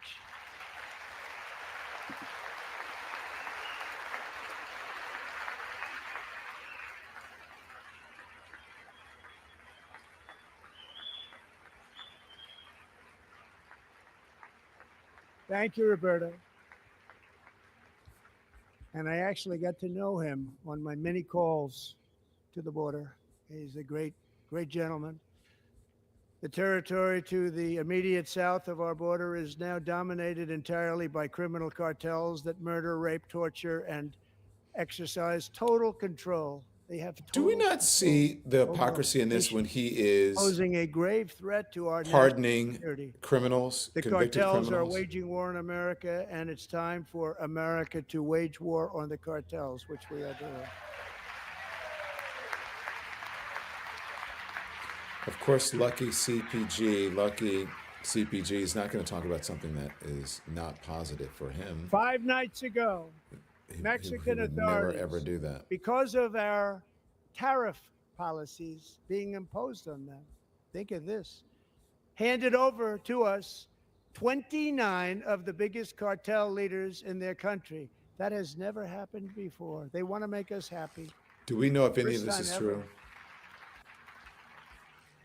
Because the But we fact need checkers tonight Mexico and Canada are working overtime. to Can do you much more imagine than they've how much done. They have Adderall to these stop fact checkers must the be taking fentanyl and drugs to keep up with this guy? into the USA. They're going to stop Celsius it. and Diet Cokes. I have sent Congress a detailed funding request laying out exactly how we will eliminate these threats to protect our homeland and complete the largest deportation operation in American history, larger even than current record holder President Dwight D. Eisenhower, a moderate man, but someone who This believes chat very is strongly crazy, in guys. I borders. go to like hover over Americans something to put it up expect on the Congress to screen, send and you me guys have like put this in funding 20 without more. delay so I can sign it Why into are you law. so engaged? Does this like Mr. drive you Speaker, crazy? What's going on? Where's John Kendrick Phil, Lamar when you both need of him? you, I hope They you're not gonna be like able to us. do that, Mr. Speaker. Thank you. Mr. Leader, thank you. Thank you very much. I mean, after a Just while, get it you to just me. got I'll to sign say it like, so okay, fast, you won't even believe it.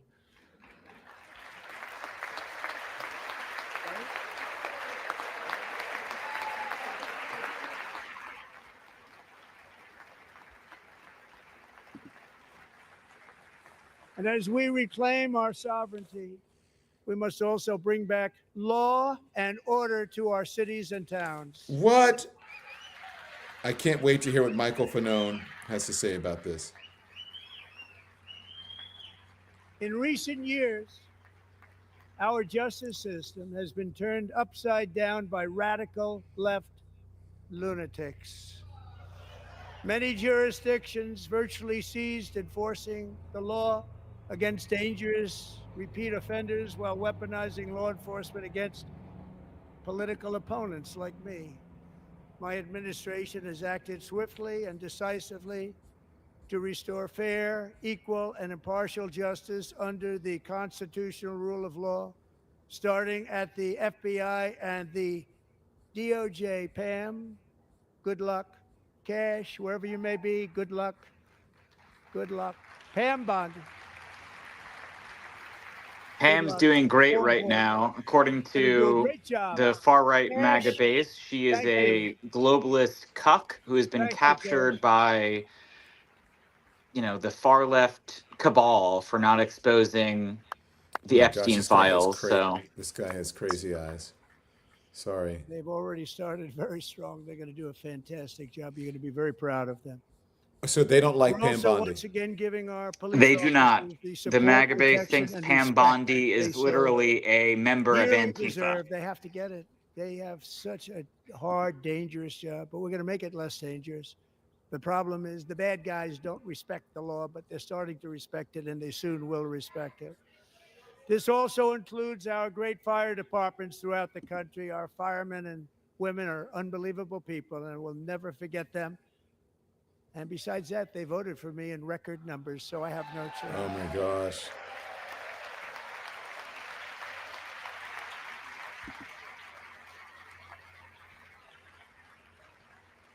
One year ago this month, 31-year-old New York police officer Jonathan Diller, unbelievably wonderful person and a great officer, was gunned down at a traffic stop on Long Island. I went to his funeral. The vicious criminal charged with his murder had 21 prior arrests, and they were rough arrests, too. He was a real bad one. The thug in the seat next to him had 14 prior arrests and went by the name of Killer. He was Killer. He killed other people, they say. Thank you, Jesse, for I attended the 5 Officer memberships. I appreciate Diller's it. Because of service, her, and when I met Jesse's generous his wife, and generosity, 5 one-year-old people son, become Ryan, members it of the was very elimination. Thank you for that so inspirational, much. Shelly Sand, welcome. His widow's name is Stephanie, and she is Welcome, here tonight. Paula. Stephanie, thank Appreciate you very you. much, Stephanie. Thank you very much. Thank you so much. Thank you, Gospel Live Today, for your support, Don. I'm praying for our country. God help us. And I appreciate all of your support. So make sure you know the membership link is at the top of the chat. And the subscription, you can subscribe. It's right below or right next to the Don Lemon Show Stephanie, logo. we're going to make sure Subscriptions are that free. Ryan So knows his thank you dad was guys a for true that. I hero, appreciate it. New York's finest. And we're going to get these cold-blooded killers Welcome, and Paula. repeat Welcome, Joy, offenders in the off our journey. streets, and we're going to do it fast. Welcome, Gospel Got to Live. stop it. They get out with 28 arrests. They push people into subway trains. They hit people over the head, back of the head with baseball bats. We got to get them out of here.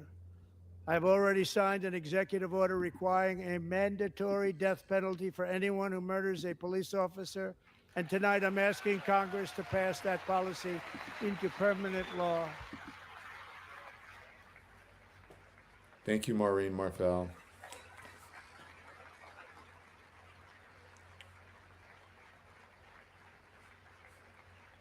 I'm also asking for a new crime bill getting tough on repeat offenders while enhancing protections for America's police officers so they can do their jobs without fear of their lives being totally destroyed.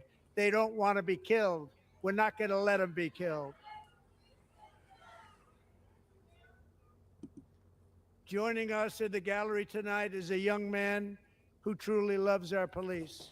His name is DJ Daniel. He is 13 years old, and he has always dreamed of becoming a police officer.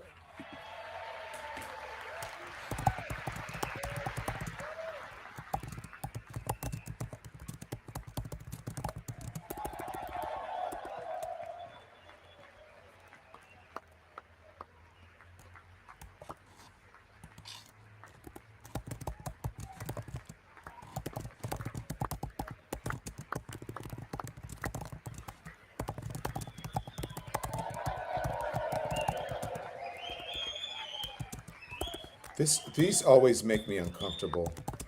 Like using people as props. I don't care who does it, Democrats or Republicans. It makes me a bit uncomfortable. But in What about you? 2018, DJ was diagnosed with brain cancer, The doctors gave him 5 months at most This is why to it live. makes me uncomfortable.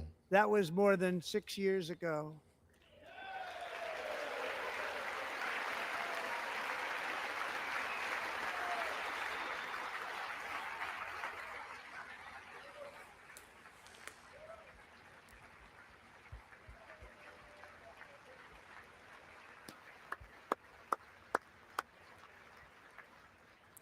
Yeah, Since I that don't time, like it. I DJ and think his folks are dad agreeing have with been me on about a using quest people to as make props. Thank you, Sandra White, his for dream gifting come 10 true, and memberships. DJ has been That is sworn amazing. in Thank you so as an much. honorary law enforcement officer, actually a number of Welcome, times. Sugar Police B98. love Glad him, you're the here. police Welcome, departments love him.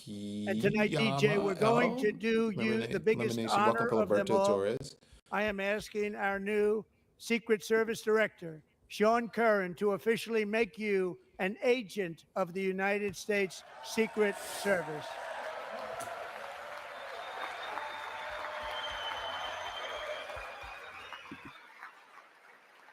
Okay, I have feelings for this boy, for this young boy, empathy, but can we stop with the using him as a prop? That's great. Okay, enough.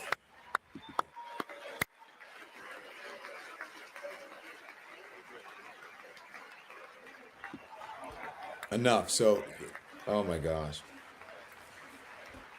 I know that he loves the blacks.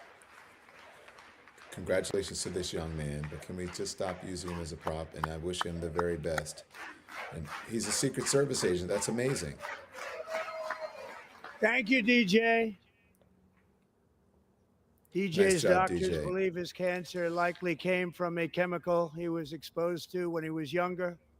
Since 1975, rates of child cancer have increased by more than 40%.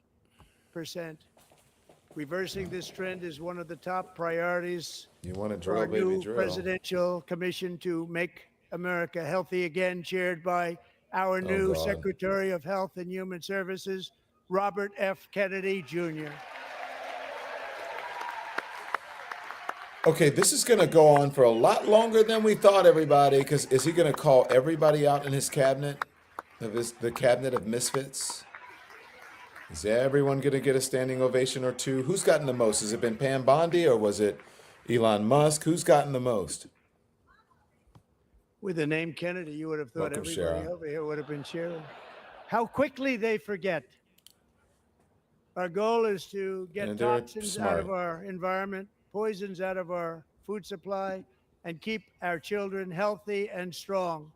As an example, not long ago, and you can't even believe these numbers. I love how active 1 you in guys are in the chat. 10,000 It is children amazing. had Make sure you hit the autism, thumbs 1 in up so that more people 10,000. become aware of our channel. now And it's look, 1 where are in you getting this 36. commentary? There's And something because wrong. we're not 1 in taking it. 36. Think of Look, that. it's important that he's president So of the we're United gonna States, find but out this what is it our is, and channel there's and we nobody can do better whatever than we Bobby want, and all and of the we don't have to people that are working normalize with this. you. You have the This is best becoming an to, award show, a pat figure on the out back. what is going It's just, on. I don't know. Okay, Bobby, good luck.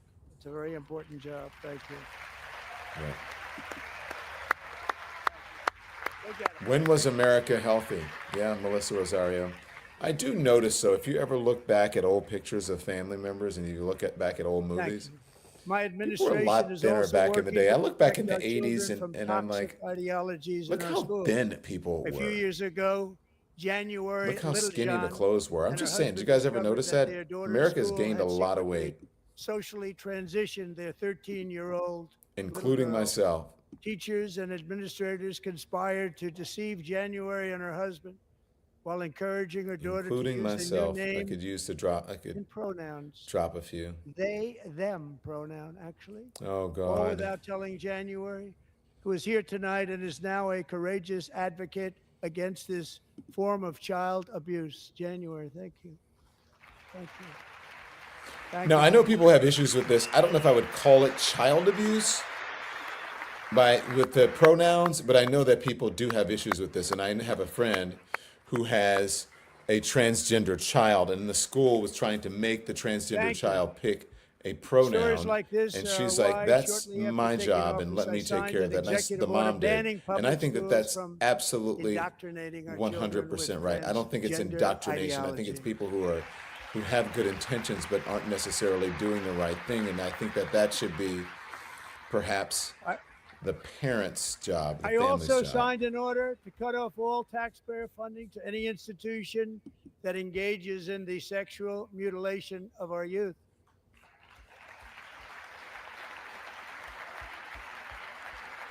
Oh my God, this chat is unbelievably And quick. now I want My Congress goodness. to pass a bill permanently banning and criminalizing sex changes on children and forever ending the lie that Okay. any child is trapped in the wrong body.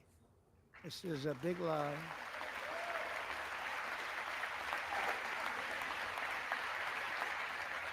And our message to every child in America is that you are perfect exactly the way God made you.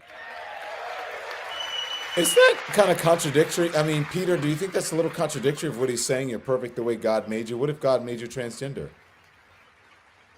No, it's a really good point. And Because we're getting wokeness out of our schools and Hold out on of one our second, Don. military, and it's already out, and it's out of our society. We don't want it. Wokeness is trouble. Wokeness is bad. It's gone. It's gone. And we feel so much better for it, don't we? Don't we feel better? no, Don, what's actually critically important to understand is Our that service members north of won't be 1% of the activists population does not ideologues. They have will be fighters and warriors. They will fight genitals that for our country. correspond Repeat, to what's congratulations. classically understood to Secretary be of Defense, XX or congratulations. XY chromosomes. There is a massive population in the U.S. that is intersex. Yeah. And so, like, putting, and again, He's I not don't big mean into the to woke in any movement, I way can tell you. disrespect I know him my well. transgender I brothers am and pleased to sisters, report that but in just from a January, the quote U.S. unquote Army had its single biological best analysis, recruiting month in 50 analysis that years, the and Republicans that are all armed pushing, services are having among they're the just best wrong on recruiting the results facts. ever in the They're arguing history against of our themselves. services. What a difference.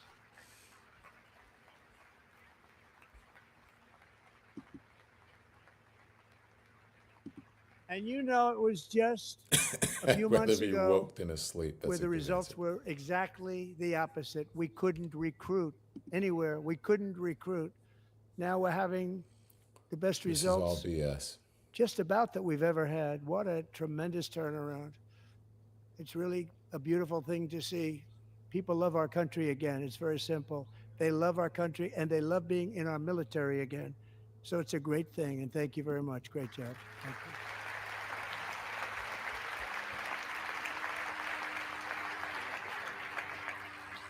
Where are we on standing ovations? Is We're it joined tonight Pam or by a young Elon man, Musk? Jason Hartman, Or is it who maybe knows the kid, weight of DJ? that Call I of think it's Duty. probably the kid. Jason's father, grandfather, and great-grandfather all wore the uniform. Right now, Don, we have a Jason poll up tragically saying lost his dad, who will who was also a tear Los Trump to Angeles County shreds on Sheriff's our deputy post when he was fake. just a boy, So and now he to wants show to carry on the family who legacy of will service. most read him to filth. Jason is a Is senior it Michael in high Fanone? school, Is it a Reecie six-letter varsity Colbert? Is it athlete, Jim a really good Acosta athlete, or they Mehdi say, a Hasan? brilliant Right now, student Jim with a Acosta is in the lead with 4.46 group 38%. GPA.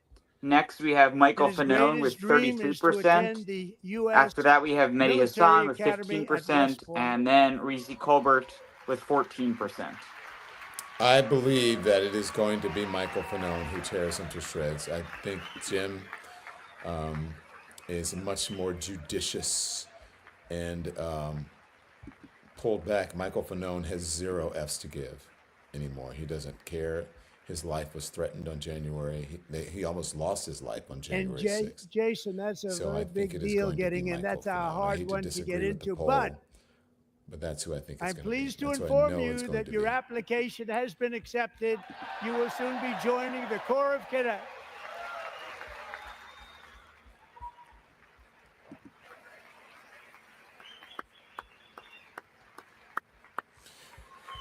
So, congratulations to all these people, but this has become an award show. Wasn't the Oscars on Sunday night?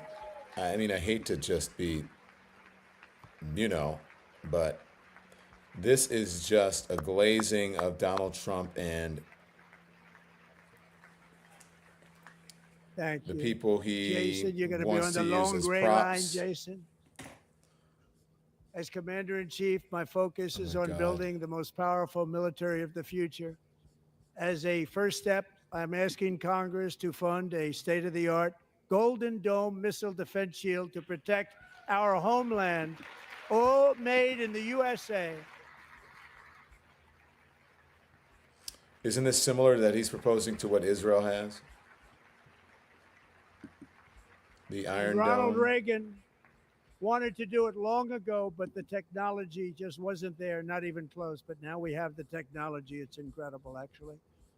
And other places they have it. Israel has it. Other places have it. And the United States should have it too, right, Tim, right? They should have it too. So I want to thank you. But it's a very, very important. This is a very dangerous world. We should have it. We want to be protected, and we're going to protect our citizens like never before. To boost our defense industrial base, we are also going to resurrect the American shipbuilding industry, including commercial shipbuilding and military shipbuilding. Okay. All right, this guy's only been, what has it been, 40-some days that he's been president of the United States, and all of a sudden it's like, this is not accomplishments. Usually that they do their accomplishments. What he's doing now is things that he would like to do. It's been 43 days.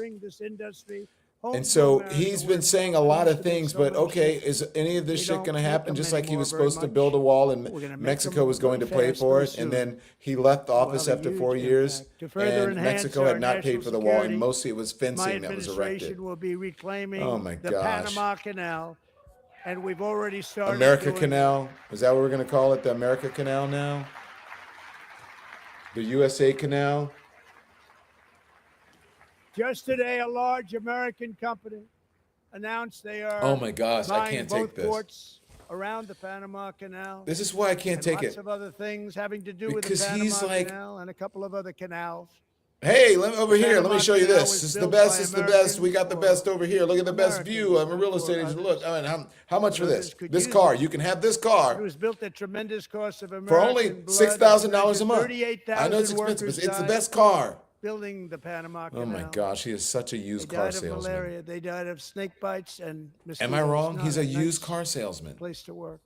They paid them very highly to go there, knowing there was a 25% chance that they would die. The most expensive project also that was ever built in our country's history, if you bring it up to modern day costs. It was given away by the Carter administration for $1, but that agreement has been violated very severely. We didn't give it to China. We gave it to Panama, and we're taking it back.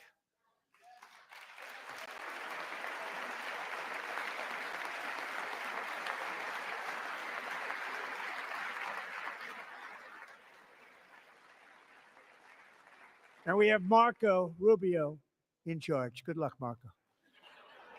Now, we know who to blame if anything goes wrong. Marco's been amazing, and he's going to do a great job. Think of it. He got 100 votes. You know, he was approved with actually Very 99, interesting statement there, 100 Don, is given the just fact gentlemen, that we have and I reporting feel from very today certain. from So let's assume four he got 100 sources, votes. granted anonymous And I'm either sources, very, very that happy Marco about that Rubio or is very concerned about it. extremely frustrated But with he's already how the proven, Trump he's a great administration has gentleman. He's respected by sidelined him everybody, in and we terms of foreign appreciate you voting policy. for Marco. According He's gonna to, do a again, fantastic four job. Thank you. anonymous sources, Thank you. he feels as He's though doing a great job. he is not the true and proper Secretary of State. Great job. And He I doesn't look also very have a happy. message tonight And I think for the that someone incredible said, why people isn't of he Greenland. honoring January 6 victims? I think that's true. But We Marco strongly Rubio does not support look your right happy. to He looks determine your own future. like, okay, why am I sitting if you here? If you choose, looked at we him in the welcome Oval you into the Office United that day States of with America. We Zelensky, I need mean, Greenland didn't you see for the body language? national security. No, and just even think about it, Don. international security, He and we're sank deeper working with into that everybody couch involved to try and than get it. JD But Vance. we need it really for And international world security. that's saying something. And I think we're To gonna get it paraphrase one my way or good the other, friend we're Jay gonna get Jordan, it. that is saying something. We will keep you safe. We will make you rich, and together we will take Greenland to heights like you have never thought will possible make you rich. before. It's a very small population, but very, very large piece of land and very, very important for military security. America is once again standing strong against the forces of radical Islamic terrorism. 3.5 years ago, ISIS terrorists killed 13 American service members and countless others in the Abbey Gate bombing during the disastrous and incompetent withdrawal from Afghanistan. Not that they were withdrawing, it was the way they withdrew. Perhaps the most embarrassing moment in the history of our country. Tonight, I am pleased to announce that we have just apprehended the top terrorist responsible for that atrocity, and he is right now on his way here to face the swift sword of American justice.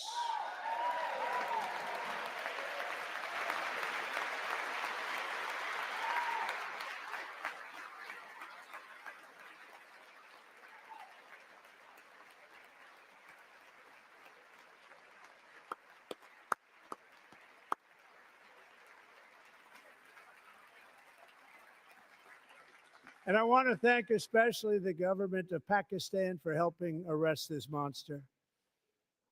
This was a very momentous day for those 13 families who I actually got to know very well, most of them, whose children were murdered, and the many people that were so badly, over 42 people, so badly injured on that fateful day in Afghanistan. What a horrible day.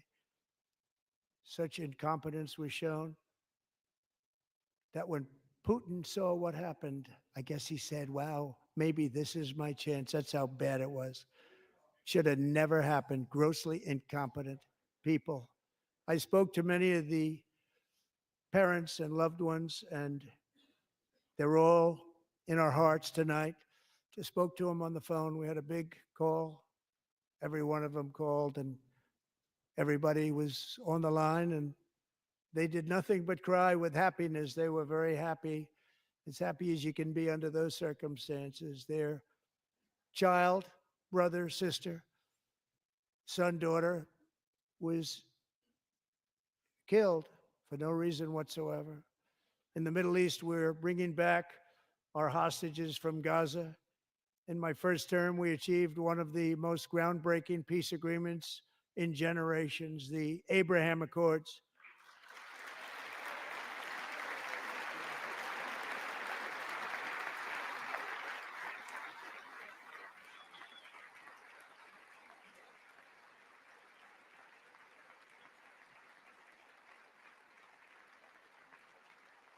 And now we're going to build on that foundation to create a more peaceful and prosperous future for the entire region. A lot of things are happening in the Middle East. People have been talking about that so much lately with everything going on with Ukraine and Russia.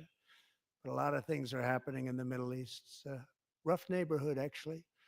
I'm also working tirelessly to end the savage conflict in Ukraine. Millions of Ukrainians and Russians have been needlessly killed or wounded in this horrific and brutal conflict with no end in sight. The United conflict States started by who? Hundreds of billions of dollars Started by to who? support Ukraine. He's never going to say. With no security. He's never going to say.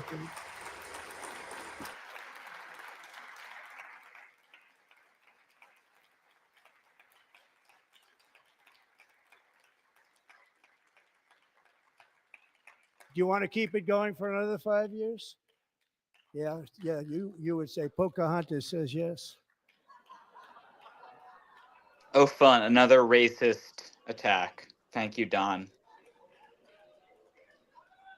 Not Don, Donald. Get it I'm right. sorry. People are being killed. I heard as soon as I said it. More than that.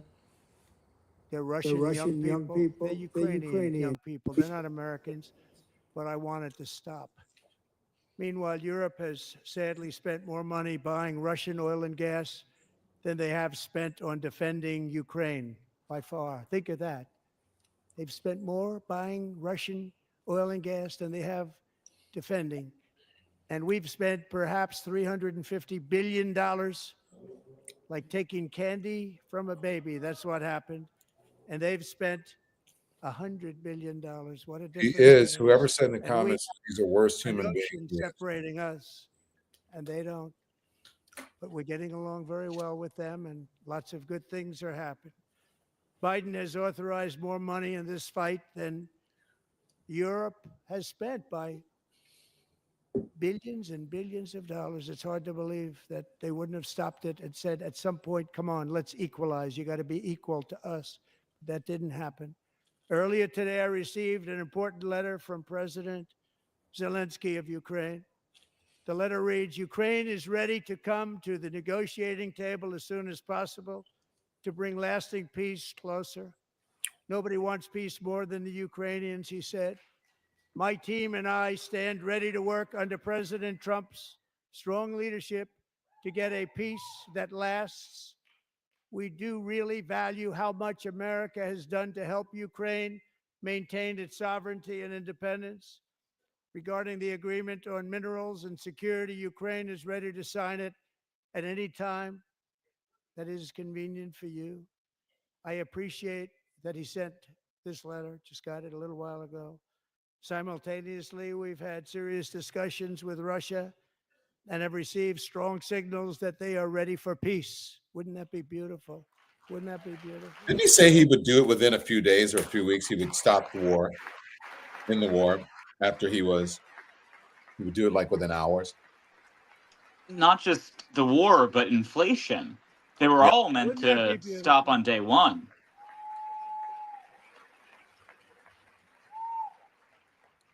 It's time to stop this madness. It's time to halt the killing. Zelensky's a classy man. It's time to end the senseless war. If you want to end wars, you have to talk to both sides. Nearly 4 years ago, amid rising tensions, a history teacher named Mark Fogel was detained in Russia and sentenced to 14 years in a penal colony. Rough stuff.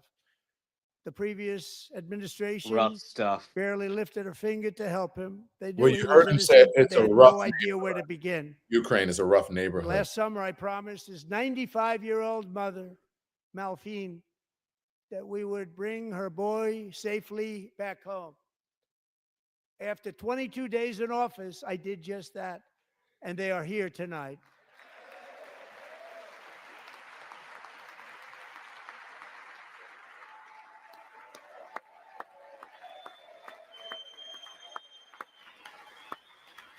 As I have said before, Democrats and Republicans, I hate using people as props.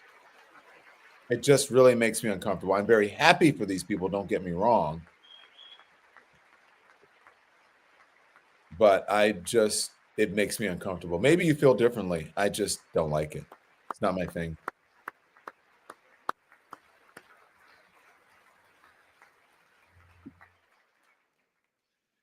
To Mark and his great mom, we are delighted to have you safe and sound and with us. As fate would have it, Mark Fogel was born in a small rural town in Butler, Pennsylvania. Have you heard of it?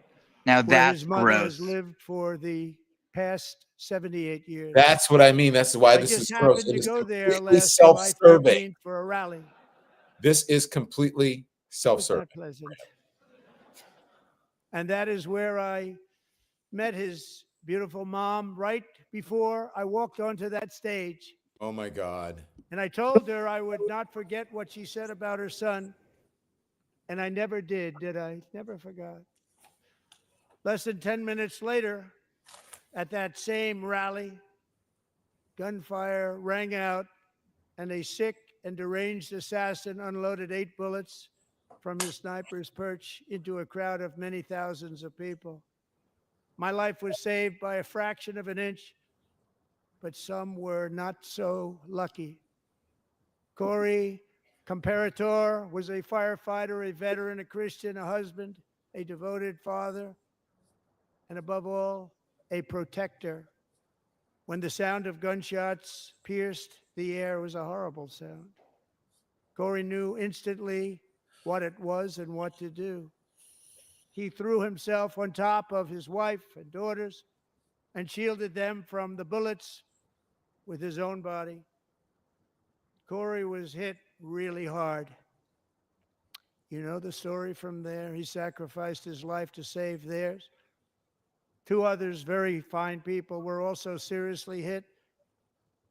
But thankfully, with the help of 2 great country doctors, we thought they were gone and they were saved. So those doctors had great talent.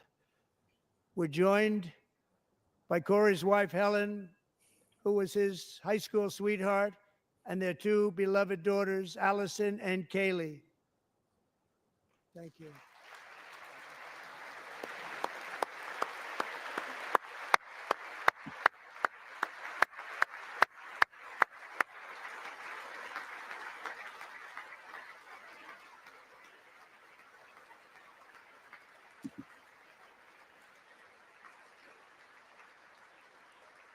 I am with you, Kim Barely.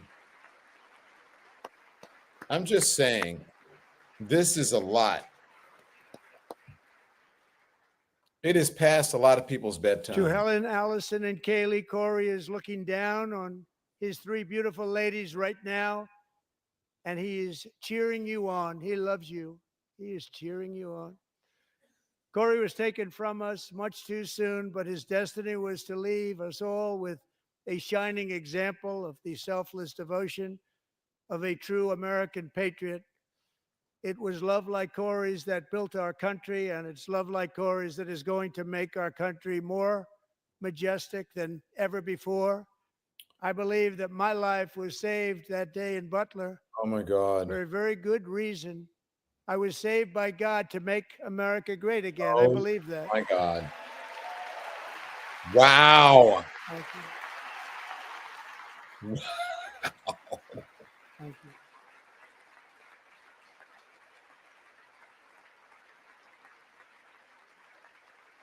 Thank you.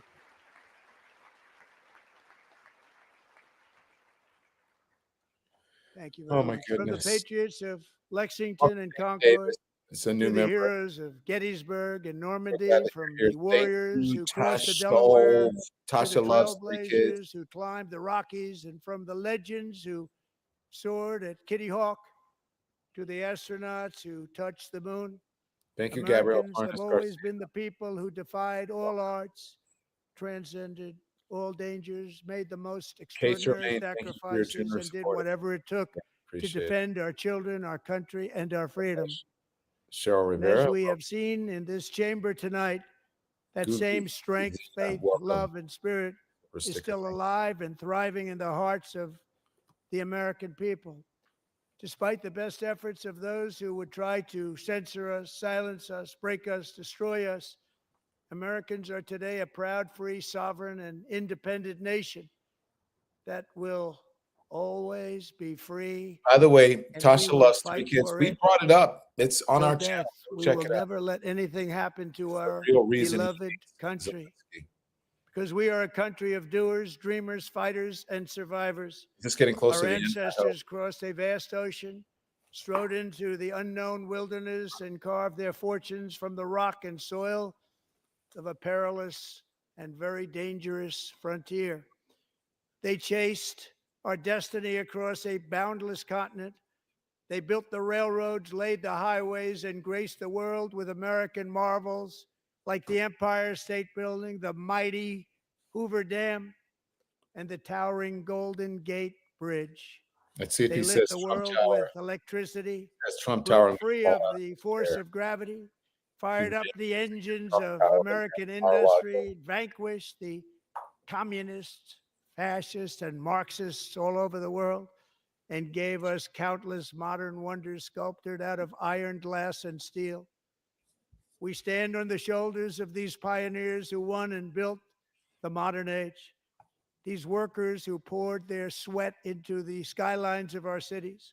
These warriors who shed their blood on fields of battle and gave everything they had for our rights and for our freedom. Now it is our time to take up the righteous cause of American liberty. And it is our turn to take America's destiny into our own hands and begin the most thrilling days in the history of our country. This will be our greatest era. With God's help, over the next 4 years, we are going to lead this nation even higher, and we are going to forge the freest, most advanced, most dynamic, and most dominant civilization ever to exist on the face of this earth. We are going to create the highest quality of life, build the safest and wealthiest and healthiest and most vital communities anywhere in the world. We are going to conquer the vast frontiers of science, and we are going to lead humanity into space and plant the American flag on the planet Mars and even far beyond. Hopefully Elon will stay there.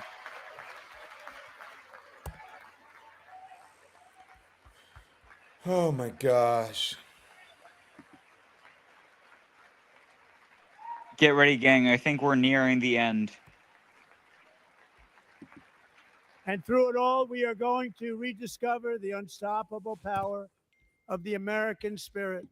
And we are going to renew unlimited promise of the American dream. Every single day, we will stand up and we will fight, fight, fight for the country our citizens believe in and for the country our people deserve.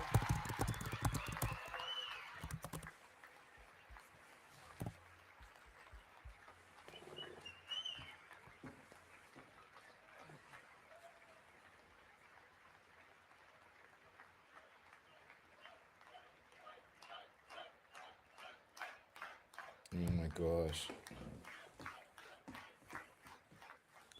My fellow Americans, get ready for an incredible future, because the golden age of America has only just begun. It will be like nothing that has ever been seen before. Thank you. God bless you, and God bless America.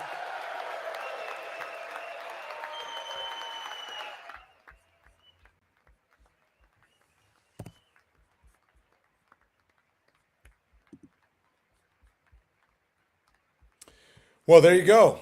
That is the end of a speech that it's kind of like the State of the Union, which I had not heard any State of the Union like this one. And I quite frankly don't know what to say, but he is really just lavishing and enjoying all the applause. I'm going to bring in two of my guests who are here tonight as we wait for our guest, Clay Kane, who is the amazing, Clay, if you can mute your television, that would be great, our radio host. Also, Jacob Ward, who is the newest member of the Don Lemon channel on the Don Lemon Show. Thank you for joining us. Make sure you guys have muted the television behind you. And Jacob is a longtime journalist, very professional, has covered just about everything. So as you guys watch this, welcome to the Don Lemon Show. As you have been watching this, I'm going to start with you, Clay. I don't even know where to begin. I have to be honest with you. I have no idea where to begin here, because I started taking notes. I felt like I was in a college, psychology class, taking a bunch of notes back in the 1980s and 90s. I don't know where to start. He started with "America is back." What did you guys think of all this? The first thing I thought of was Aretha Franklin: lies, lies, and more lies, and on top of lies. Lies, lies, and more lies, lies on top of lies. Exactly. It was just, I wrote down some words: vile, blind allegiance, a car crash of indecency unfolding in real time, self-aggrandizing, and using people as props, and just... Hey, classic Trump, exactly what I expected. Immigrants, trans, woke, DEI, CRT, blah, blah, blah. All the greatest hits, and the cult followed him. So that's what my first thoughts. Let me bring in my friend Mehdi Hasan, who's over at Zateo. We only have Mehdi for a little bit of time because he's got his own stuff to do. Mehdi, thank you so much for joining us. I said I was writing notes like, a college kid for so long, and I just stopped because to me, I said the Oscars were on Sunday night, and this almost it had almost an award show nature to it, Mehdi, as he was calling people out. Now, I personally, whether it's Democrat or Republican, I have a really hard time of using people as props.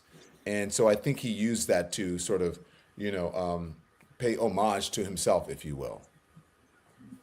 I mean, it's interesting, and thanks for having me, Don. It's interesting to mention the Oscars. I mean, Adrian Brody is wondering why that speech was still going on. I mean, that was an epic speech.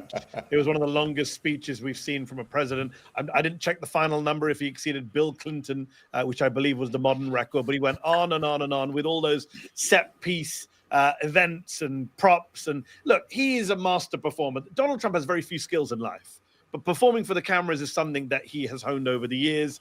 He is only president because The Apprentice existed.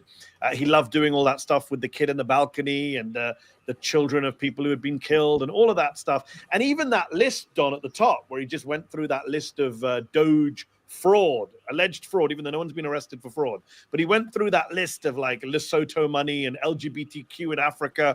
And I was watching that and thinking, you know, he is the evil genius of our time, because you've never seen a Democratic president do that. And I would have liked to have seen a Democratic president just stand there and go through all of the things the Pentagon does badly, or all of the contracts that kind of Big Pharma and Wall Street have received. There's a populist, progressive way of doing what Trump did. I mean, one thing the Democrats can learn from the Trump is messaging. He keeps it simple. He keeps it direct. Clay mentioned a moment ago, it's always the greatest hits. There's an advantage to doing the greatest hits. Repetition is the key to getting your message across. Meanwhile, the Democrats are sitting there with, I don't know, freaking table tennis paddles, just going Musk steals, and that's their response. It's pathetic.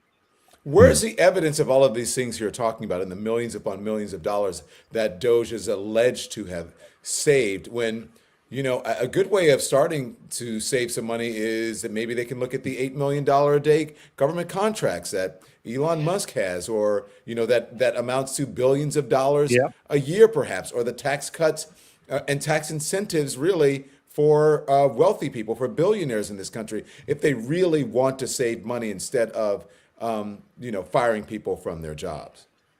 They don't want to save money, Don. They want to dismantle the federal government. This is Reaganism on steroids. Ronald Reagan could not have dreamt of this kind of impact over 8 years. You know, Trump, you know, it was a speech full of lies, as Clay pointed out. There were so many lies about his record on crime, his record on the economy. He claimed free speech was back, even though this morning he said he's going to criminalize illegal protests on campuses. He's banned the AP from media events. He lied about Social Security. He lied about, we don't know why autism rates are up. He lied on multiple issues, right? But there was one truth he told.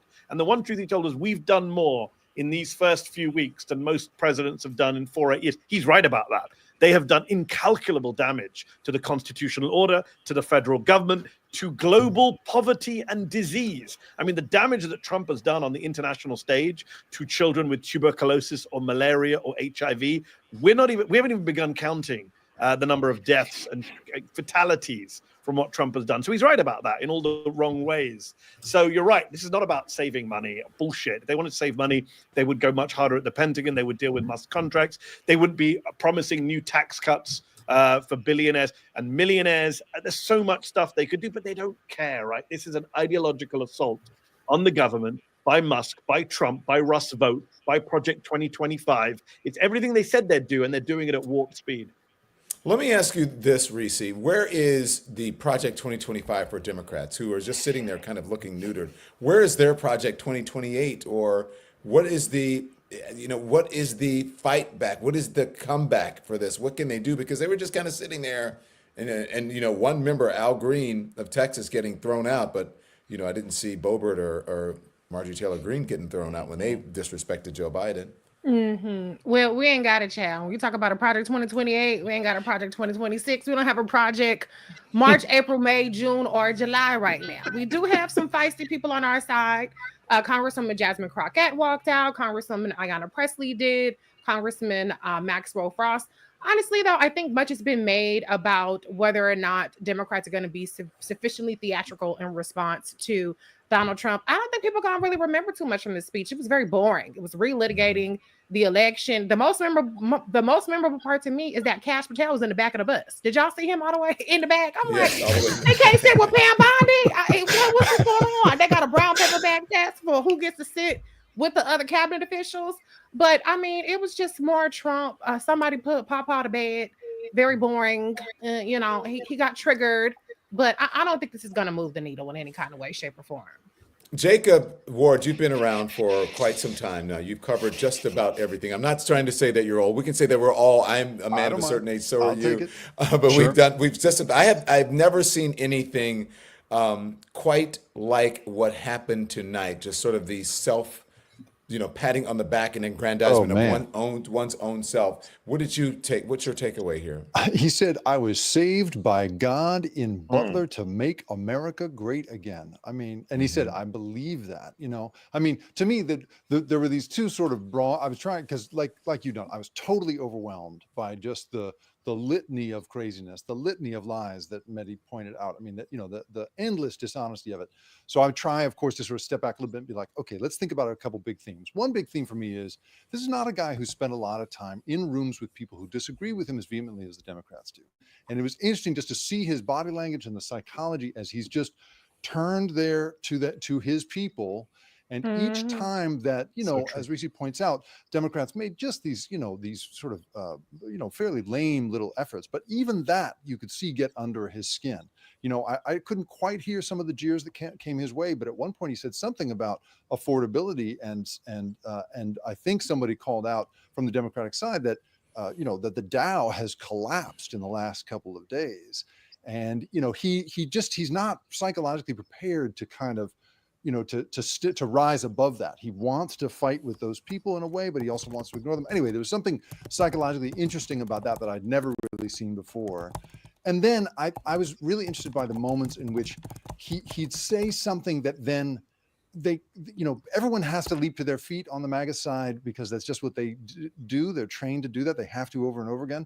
But there were a few places where they just sort of, they didn't rise quite as quickly. He was talking about trade policy for farmers, and there was just they were just a little more quiet about that one.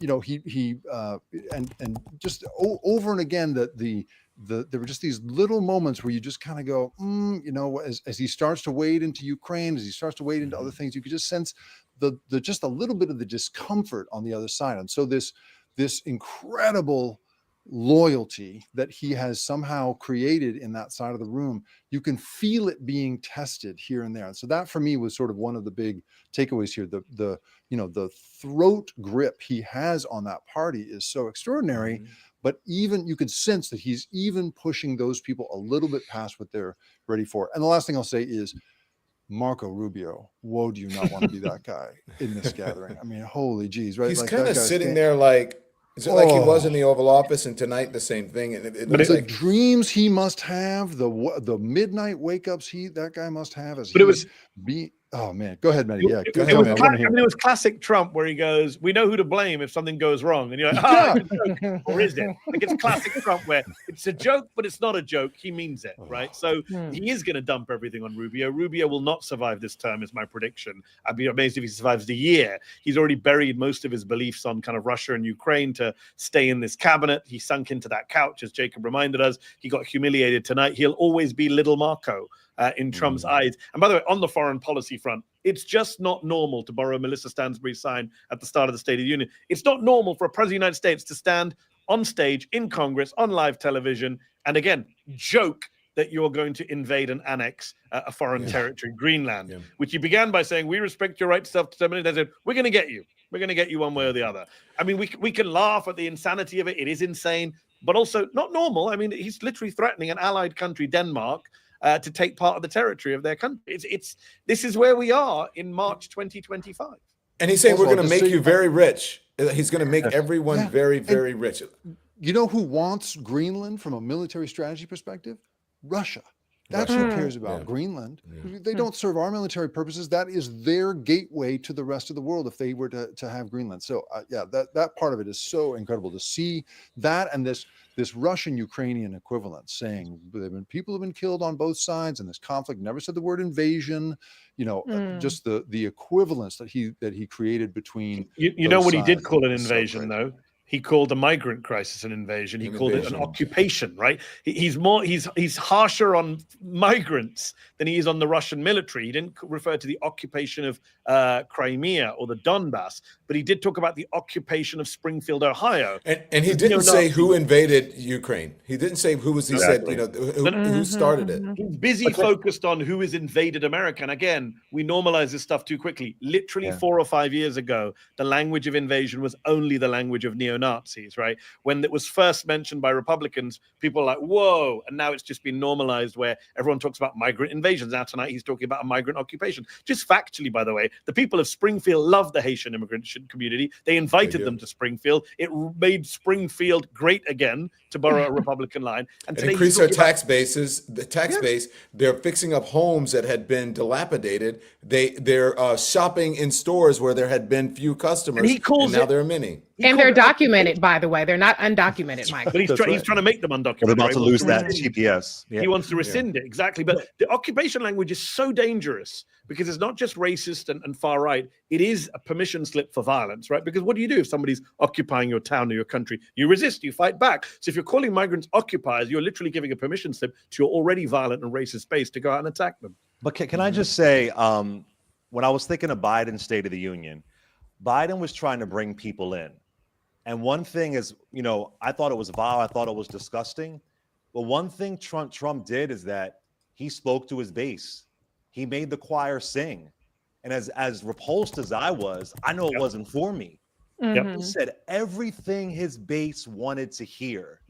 And to your point, that's where it goes to the messaging. There was one point where he said, there was nothing I could say to make them happy, stand or applaud, looking at the Democrats. And I said, you evil motherfucker, that's slick. That's slick. Because then it puts the Democrats in a position where you know, you're not going to clap. You're not going to, he already called you out. He made the base sing. And this is where I want, you can't play there. You can't use master's tools, but Democrats really have to find a way to appeal to their base. How far do you have to go to appeal? So it wasn't for me. He doesn't want new voters, and they don't need new voters. That's the sad thing. They don't care about elections. elections right Maintain now. their base. By the way, They don't care.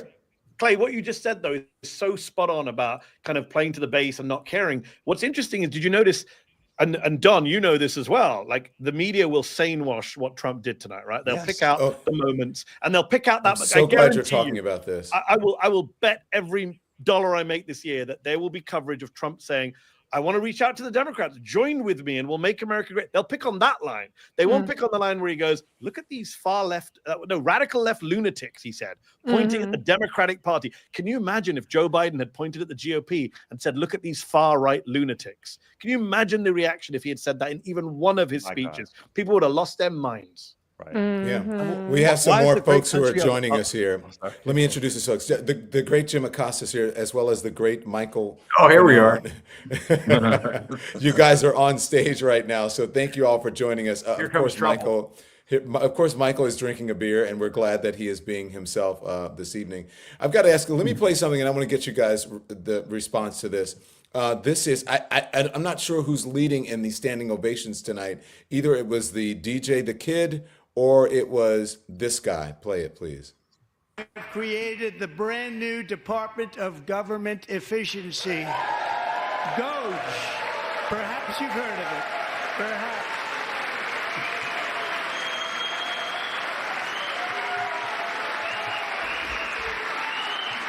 Which is headed by Elon Musk, who is in the gallery tonight.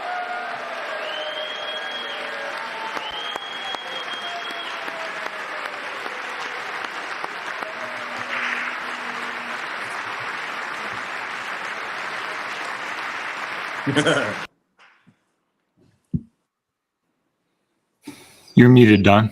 I'm muted. So my question is, number one, why is he there? And I think also they're playing a very dangerous game because people around the country are not happy with Elon Musk and what's happening with this DOGE, Department of Government Efficiency. You see Democratic lawmakers, Jim Acosta, going back to their very conservative districts, and they're getting an earful. And then now there are members of Congress, at least the head of the RNC or the RCC or whatever it's called, they are saying, put a hold on these town halls because it's making our dear leader look bad. Stop. Am I correct? Is that dangerous for him to do that? And why is he doing it? Why is he kissing Elon Musk's butt?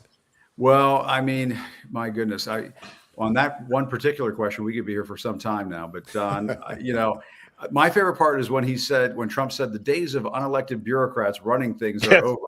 And I think did Exactly. they immediately cut to a shot of Elon Musk there, or it was right around? I was like, "There's two on the nose here. The C-SPAN guys are good here tonight." And then the other thing was, and one of your smart folks here might be able to help illuminate us on this, but at one point, Trump said that Elon Musk is running Doge, that he is the head of Doge, which is something that they've been trying to say in court is not the case. It's not happening. Yeah. So, Mike and I were just doing a quick Substack before I came on with you. This was a bullshit palooza. I mean, Trump was the same wave of bullshit he rode into the White House, I guess, is still cresting, and he's still trying to ride it right now. I mean, one would think he's only been in office for 6 weeks. And he gave an hour and 35-minute speech. I mean, even Fidel Castro was waking up and saying, it's time to go home, Mr. President. It's just, sorry, it's late. So I'm just giving all my material in one fell swoop there. Michael, I've got some questions for you, but I want to know because you said man. we got to protect our men and women in blue and uniform. But go on. What say you? No, I mean, my first assessment was, Mr. Trump, what you just said is one of the most insanely idiotic things that I've ever heard. At no point in your rambling, incoherent response were you even close to anything that could be considered a rational thought. Everyone in this country is now dumber for having listened to it. I award you no points, and may God have mercy on your soul. This was verbal masturbation. I learned absolutely nothing other than, Donald Trump ingratiating his supporters and talking about tariffs, how he backs the blue, which is absolutely fucking insane to me as a law enforcement officer that responded to the Capitol on January 6th, defended the Capitol from violent insurrectionist Trump supporters who were there at his behest. I mean, it's insanity. I would say that's one of the few times we saw him speak up and actually, that's when the Democrats actually booed him, was when he began to talk about protecting police and the rest of it. I mean, because the craziness of him trotting that out in the Capitol building, where we saw footage of folks breaking in. That was an extraordinary moment to see him just cynically, trotting out the widow of a dead cop. I even the mild-mannered Democrats had to boo that one, it seemed to me. Yeah. Reecie, let's talk. Can we talk about the women? As a woman on this panel, the women there, I think Pam Bondi was that, I think she was the only woman in his cabinet who got a shout out. Am I wrong about that? I did not see Tulsi Gabbard. I saw a couple of them. I saw Kelly Loeffler. I don't know if she got a shout out. Linda McMahon, she just got confirmed. I mean, women are not really a big prominent role in his cabinet. I thought it was very striking. He released or this anti-DEI has gotten rid of women in the military and Black men as well in high-ranking positions. So it was very noticeable to me that you see a bunch of old and very tanned or sunburned looking white men sitting in there talking about how the military is great again. The women, I thought that the pink didn't really give for me. It didn't really give anything for me at all. I like that there are more women, it seemed to me, protested than men, but I just feel like the amount of assault that women are under in this country. I mean, we don't even hear about abortion rights anymore. I think everybody just stopped talking about it when he lost. I mean, when Kamala Harris lost. There are so many ways that women are particularly vulnerable that just don't even seem to come up, don't even register in any of the conversations that even Democrats are having right now. Yeah. Mehdi, let me ask you, because Russia and Ukraine mentioned a lot, not a whole lot, if anything, about what's happening Israel and Gaza. Did you? Yeah. Was that on? It's a very, very good spot there, Don. I mean, his foreign policy section was basically, we're going to steal Panama, we're going to steal Greenland, we're going to let Russia steal Ukraine, was basically the kind of thrust. He had nothing to say about the major geopolitical challenges the US faces. And of course, he's not going to talk about the Middle East, because the Middle East is a disaster. He had a couple of weeks of inauguration honeymoon where Netanyahu did a fake ceasefire. That ceasefire is now dead. The Israelis have failed to stick to it. They want to do an extension, which Hamas didn't agree to, and now we're back to square one. They're now blockading all aid, Don, going into Gaza, which much worse than even what happened on Biden's watch. And we have people like Smotrich, this far-right extremist from the Israeli government, visiting the US. So of course he's not going to talk about that. It's an absolute disaster. He kind of nudged it with I'm going to do the Abraham Accords again, Abraham 2.0, which some would say is what led to the current situation. But no, he's got nothing substantive to say about any of this stuff, right? He's a game show host. He's performing. He's offering prizes. He's reading out lists. He's taking racist digs at Elizabeth Warren. He's lying about Social Security. He's nodding to his boss, Elon Musk, in the balcony. But he's really got nothing. He never has had anything substantive to say. And for me, really, this tonight is not really about what he said. As Clay said earlier, it's all familiar, critical race theory, DEI, all the usual. It's really about what are the Democrats going to do now, right? That for me is the ultimate question. Trump is Trump. He's the president for the next 4 years. I'm sure he wants the next 8 years. But what is the opposition party going to do apart from hold up ridiculous table tennis paddles saying Elon Musk steals? Reecie, I said that to you, but Clay, I'm interested in what you're saying, and then I just want to talk about the media in general after we talk about that, because I think Mehdi brought up the somehow normalizing this or whatever, and I saw something that happened earlier that just really shocked me. But Clay, what do Democrats and Don, do? I want to have one amendment after Clay. One amendment to my comment. Okay, about women. go ahead. Oh, I can go now or Clay first? No, Clay.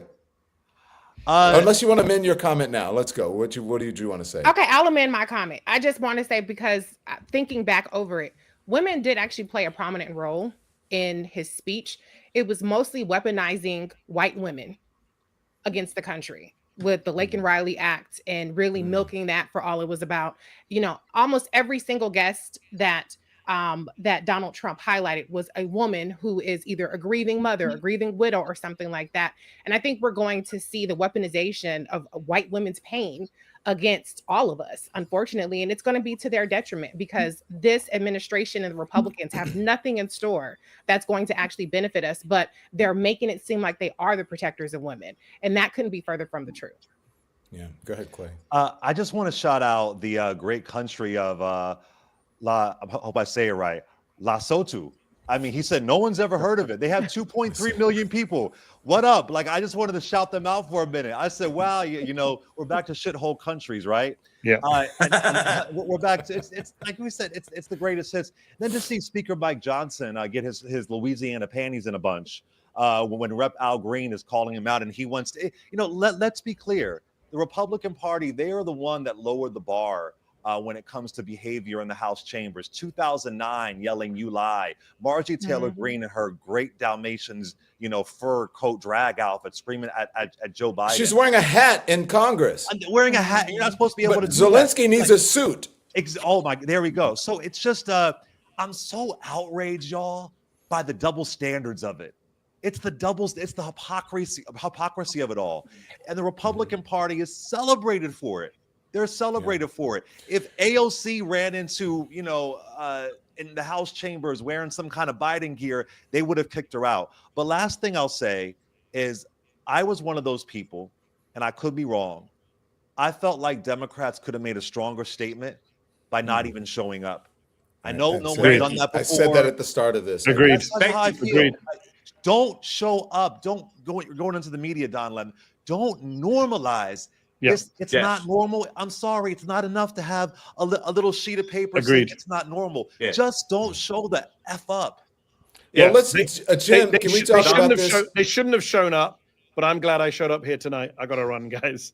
Okay, but before you go real quickly, Mehdi, I just want to say this before we go, because we have several of us who have in this independent media place now. Yes. The importance for all of us to be each other's allies and to be each other's own promoters and to help each other. Can you just talk about that? Because I know that you have to go, and then I'll talk to Jim about it. No, 100%. And I've said this about Joy, our friend Joy, who's just left MSNBC, coming to Substack, launching stuff. I'm all for it. I said this at the Semaphore Media event in DC last week. I mentioned Jim specifically by name, that I think it's great that we're all here. Healthy competition, first of all, is a good thing.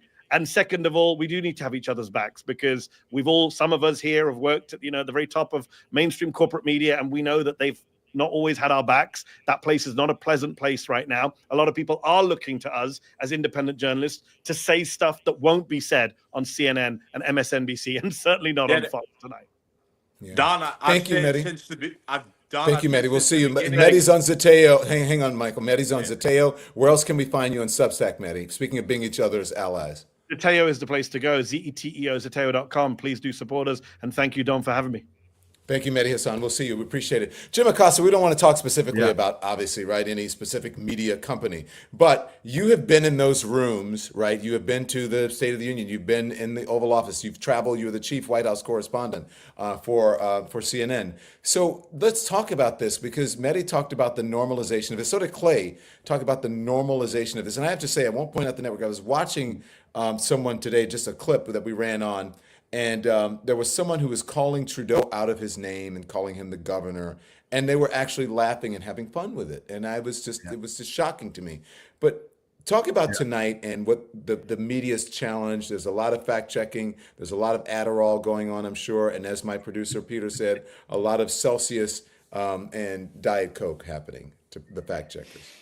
Yeah, I mean, you would think instead of the oxygen tank, they've just got a drip of Red Bull going in the fact-checking room tonight. I mean, it was nonstop. And, you've covered Trump a long time. He's gone after you.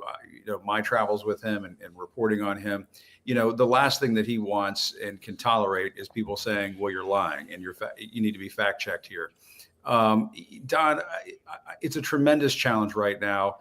For all of us. And I think that is one reason why having independent media is such a strong thing for all of us right now, because you're right. After the last election, I got the feeling, I'm sure you got the feeling, that people were sort of searching around and saying, you know what, I'm just not getting what I need anymore. And I think that is the reason why you're seeing this explosion and this growth in independent media, and sort of in the way that we saw Twitter taking off and other social media platforms taking off in the late 2000s, early 2010s. I think you're going to see independent media continue to grow and see folks like you and me and Mike and Jacob and Mehdi, who just left, and Reecie and Clay and so on, kind of joining forces. I've been saying in the last several weeks, we need kind of a NATO alliance for the truth. I agree. Because Donald Trump is like an ICBM aimed at honesty and truth and decency in this world. And the only way to stop that from winning the day is for all of us to band together and just do our part, do what we can. And that's why I'm glad to come on with you. I'll do it anytime I can, and I hope you'll do the same. And we can help Mehdi out and help the other folks out here. Mike and I were just doing a thing, and just let that keep growing and just let it happen organically. I think it's going to happen. Yeah, without any question, I will do it. I mean, I saw Jacob's great work, and I reached out to him and said, Jacob, if you're doing something, come on and be a correspondent, come on the network, and, we'll make a deal. I just think that we should be doing that, because the right has such a stronghold, especially on digital media. And then, of course, now even in the mainstream media, so to speak. I don't want to get beaten up by anybody. So my own audience is turning against me, saying, let Michael speak. Yeah, let Mike speak. Mike and I are friends. Mike, I cut you off all the time. Are you there, sir? Are you pissed at me? What did you want to say? I'm not pissed at you, motherfucker. I'm just, to Jim's point, to your point, to pretty much everybody's point that's on this panel now, in Trump's America, the truth will set you free from employment. It happened to me, and it's pretty much happened to everybody else that's here. If you speak the truth, if you speak facts, real facts, not alternative facts or some other set of facts, that will most certainly separate you from your employer.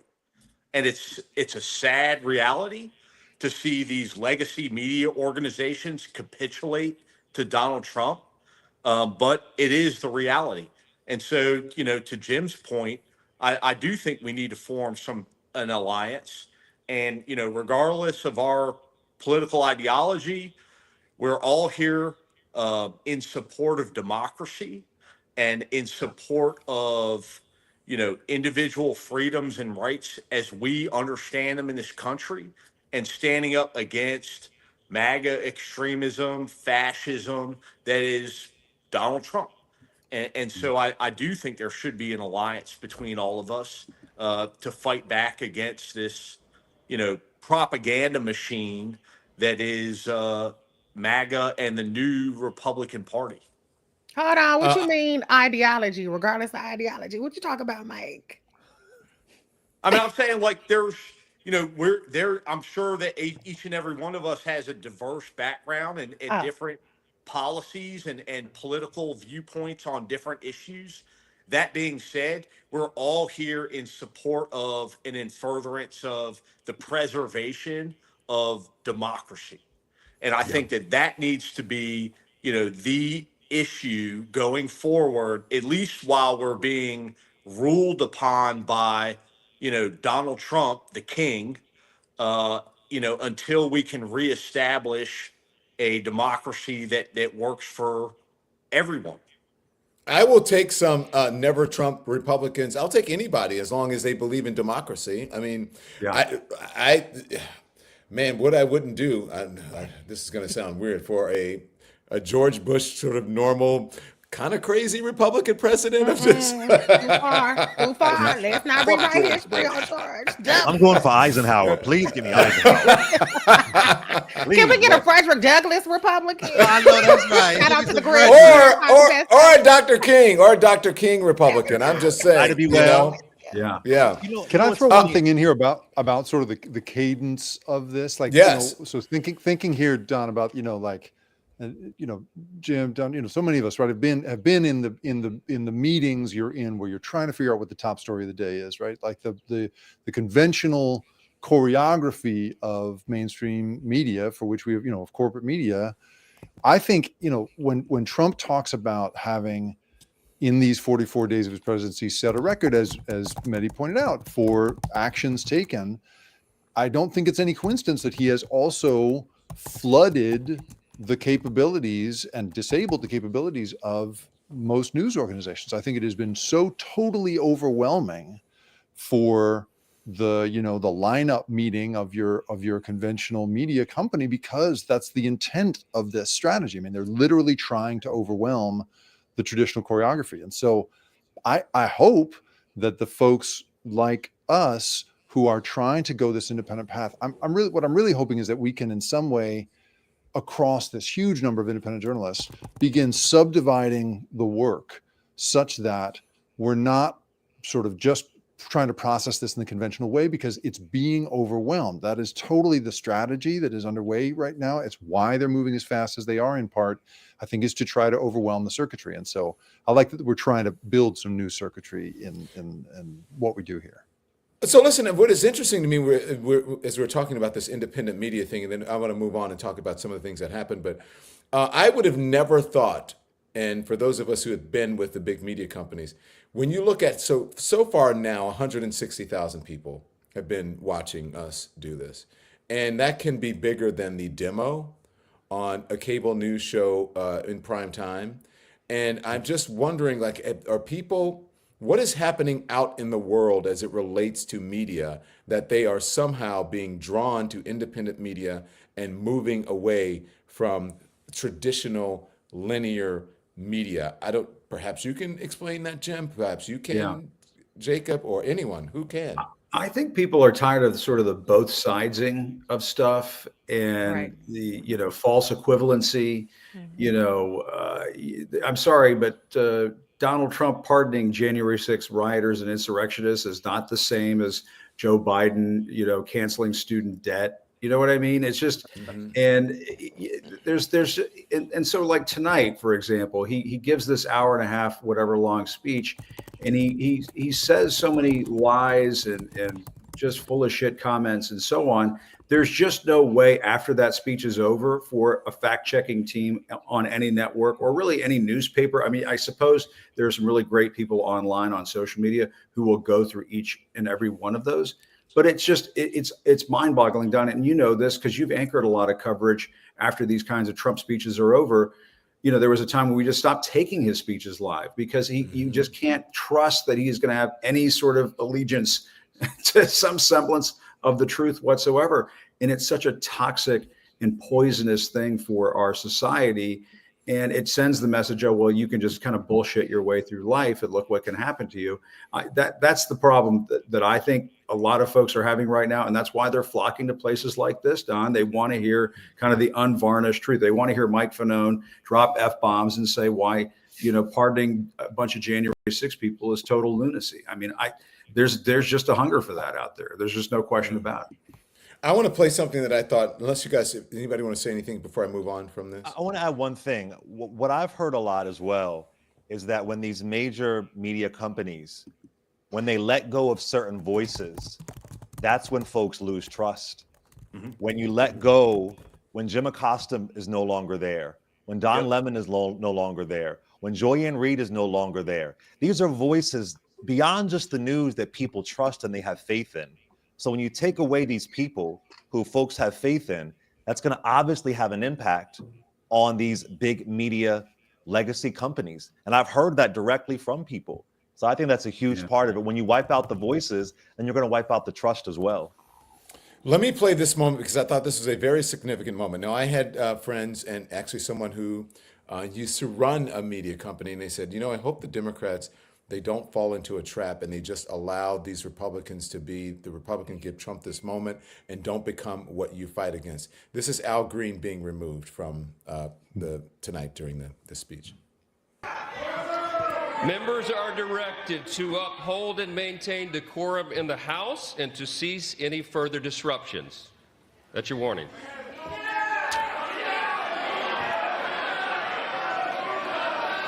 Members are engaging in willful and continuing breach of decorum, and the chair is prepared to direct the Sergeant at Arms to restore order to the joint session.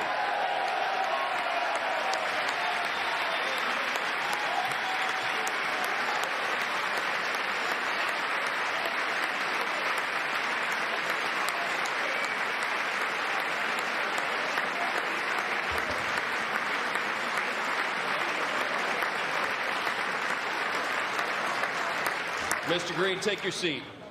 Take your seat, sir. Take your seat. Finding that members continue to engage in willful and concerted disruption of proper decorum, the chair now directs the Sergeant at Arms to restore order. Remove this gentleman from the chamber. Okay, so this is what I want to know. They removed him, and they didn't remove because Boebert. I remember Boebert last time, and at least one time, and Marjorie Taylor Greene did something very similar. Just real quickly, let's look at an interview. You see, okay, they weren't removed, and they continued. They did this a number of times, and there have been people who disrespected. Remember calling Barack Obama, "You're a lie," right? Do you remember that? Okay, so this is him being interviewed outside, and then we'll play a bit of it, and then we'll come back. This is Congressman Al Green being interviewed after.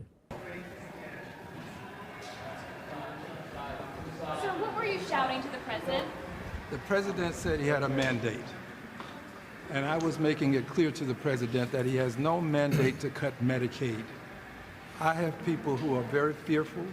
These are poor people, and they have only Medicaid in their lives when it comes to their health care. And I want him to know that his budget calls for deep cuts in Medicaid.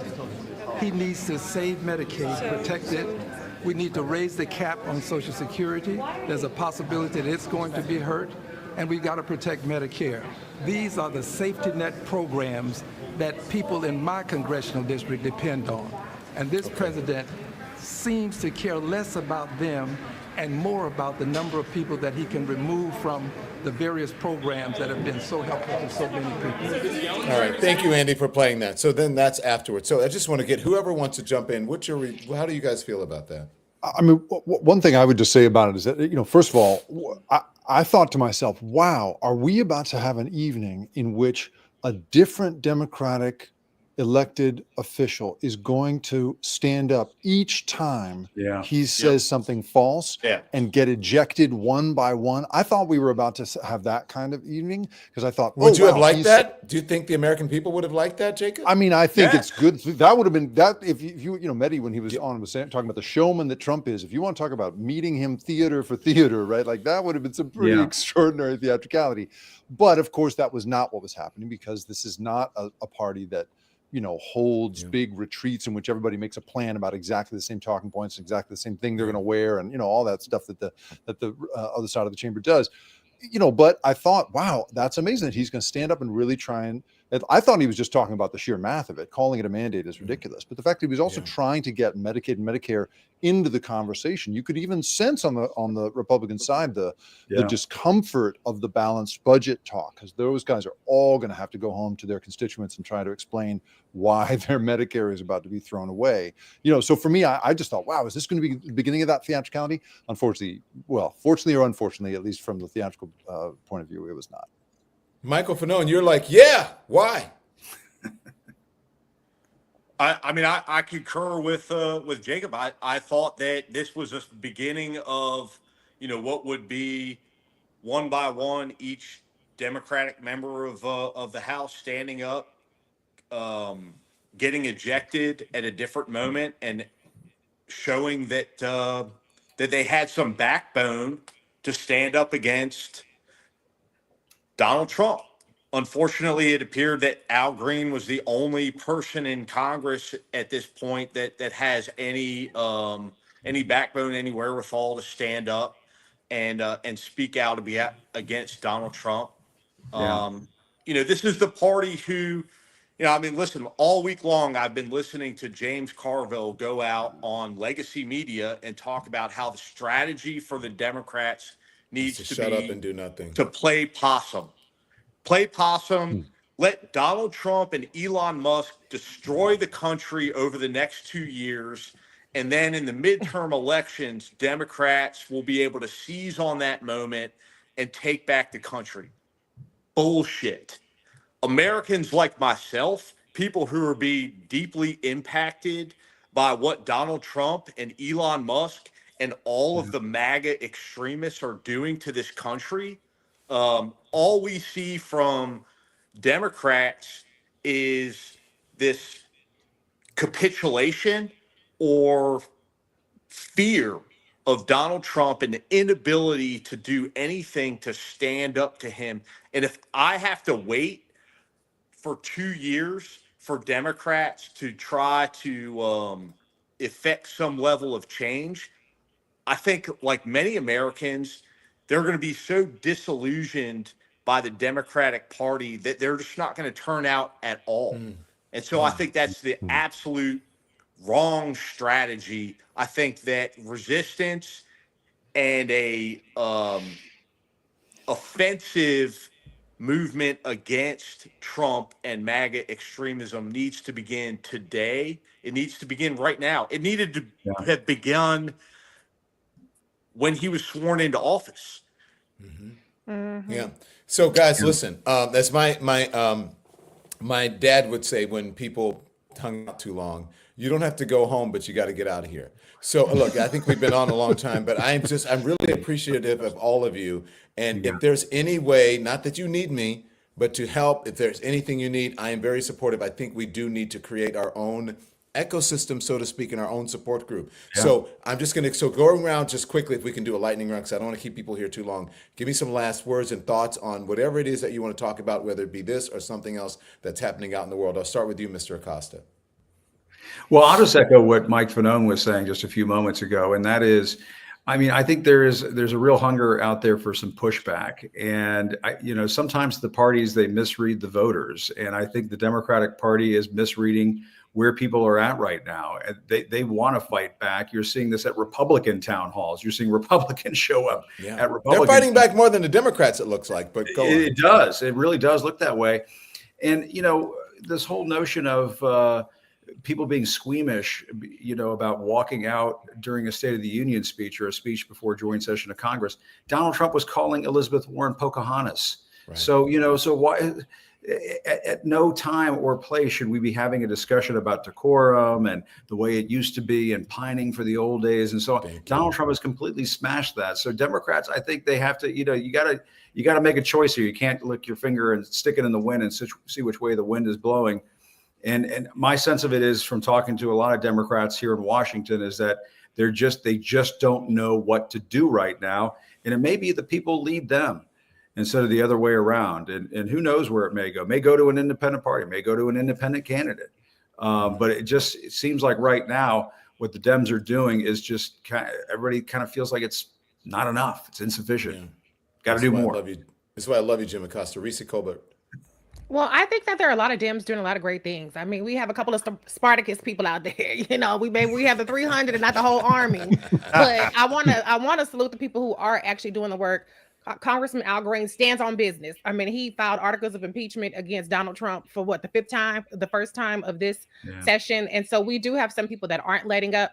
I think that Democrats are going to have a hard time making a national story about how they're fighting because we do have too many weak Democrats. And so I think that Democrats are going to have to go local in terms of this is going to be won in these districts. Getting back the House is not going to come from, Democrats having this national narrative of being the resistance or being the fighters. It's going to come down to people explaining what's happening and how their people are being affected. And the Republicans are doing a good job of making that very clear to all these constituents. So that part is good, but I do not agree. Anytime James Carville says something, ignore him. Really? But James Carville mentioned the whole syphilis thing today that we played a little bit. It was very dangerous and I was a bit concerning. But you guys, I'm sure, have heard that.